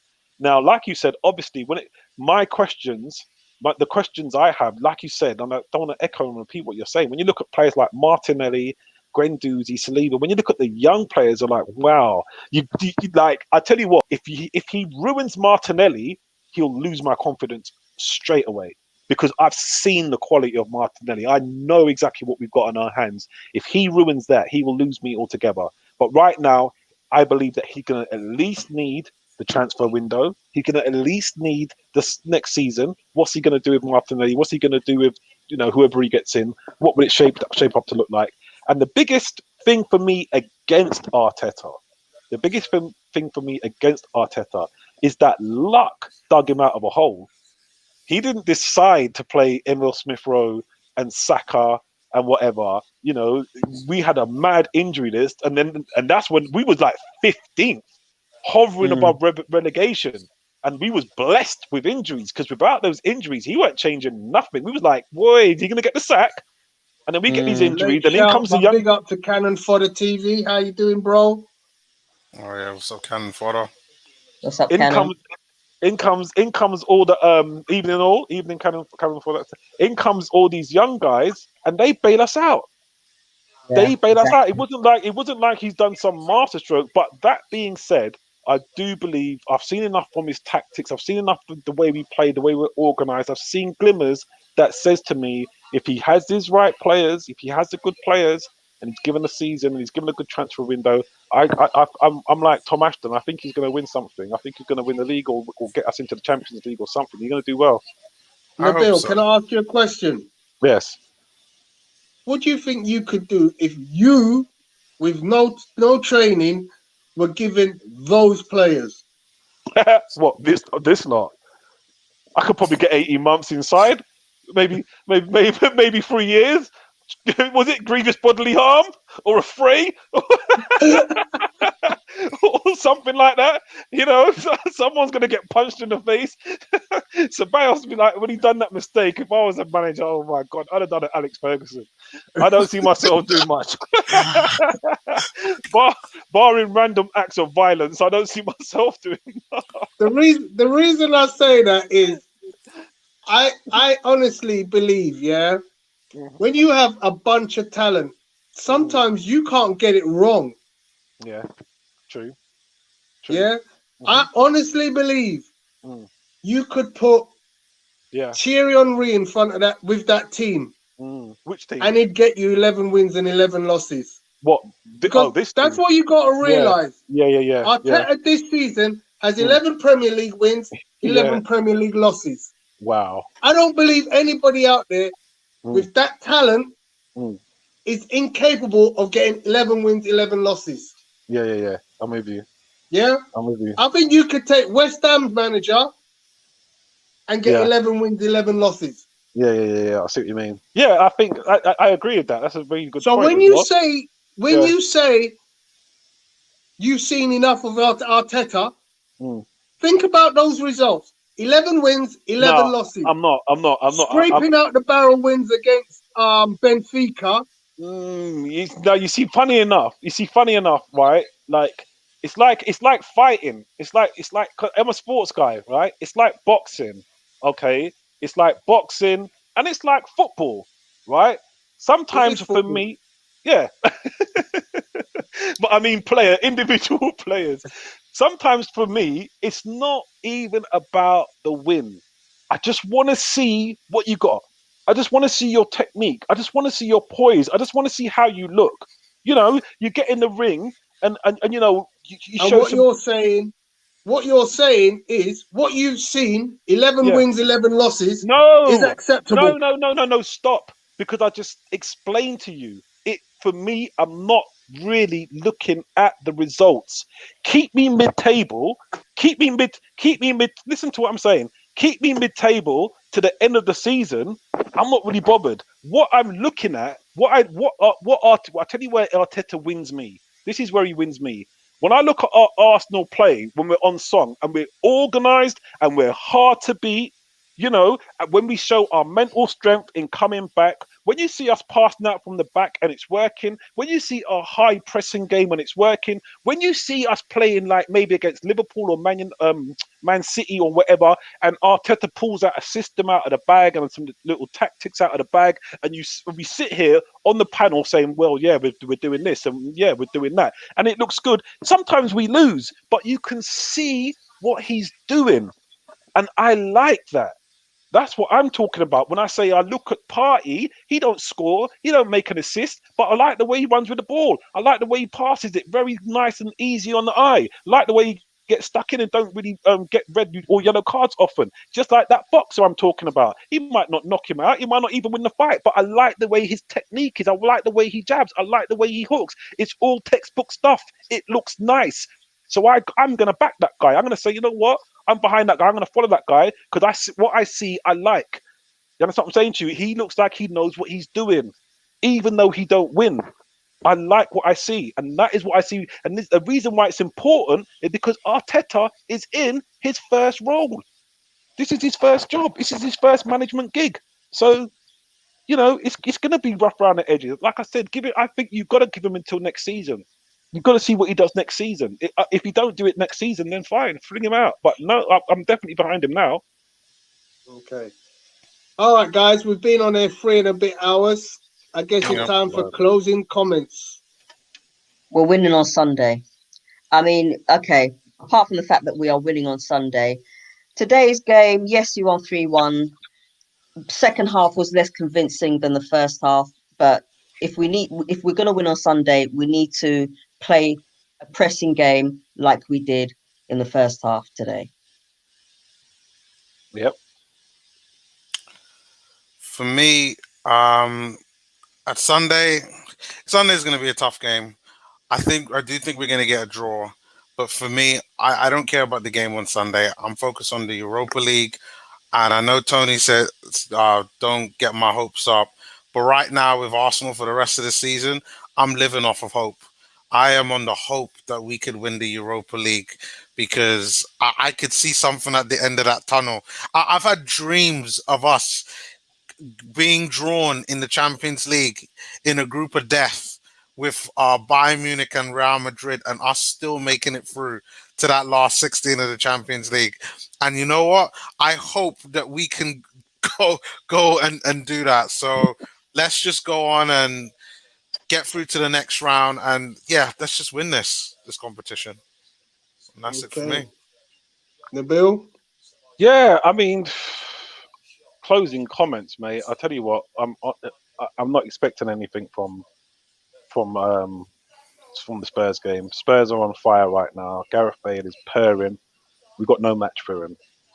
I don't care. I'm like Naomi. I don't care if we lose. I don't care. My focus is mid-table, 10th place, 8th place, 7th place. Just get us into the next season. Get us into the transfer window. Let's see what you got next term. As far as this term is concerned, just give me Champions League football, and I think we can do that from the Europa League. It's a cup competition. I think we can do it. Let me bring something to your attention, Neomis. We lose on Sunday at Spurs. It's 11 wins, 12 losses. And you really feel comfortable with the manager who has 11 wins, 12 losses. I don't feel comfortable. Listen. Not Neomis, that was for Nabil. Oh. Sorry, but my thing is this, Mikel Arteta is going to be like your Tommy Tuchel. He's going to be like your Jurgen Klopp. He's going to be like, What? He is. You got to start somewhere, bro. You got to start somewhere. You got a quality manager with a crap team. I'm trying so hard not to swear here, but you've got a quality manager with a crap team and no money. You're in a transfer. You're in a transition. Have we got a crap team, really, guys? You have. No. You know why I say?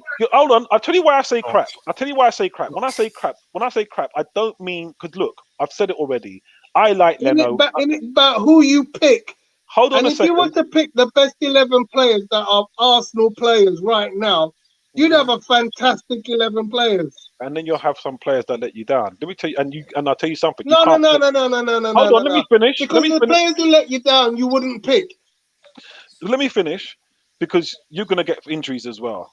And that's what happens. I'll tell you what you've got for me personally. You've got Leno, he's solid, he's good. You've got Tierney, he's solid, he's good. You've got Gabriel, he's having his first season in a busy league.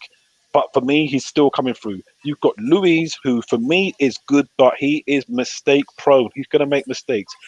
The right side is iffy. You've had Bellerin, you've had Ainsley Maitland-Niles, you've had Cedric. It's iffy. You've got Xhaka, who is a liability. I stick up for him because I can see what the manager. Why are you naming players you wouldn't play if you had the choice?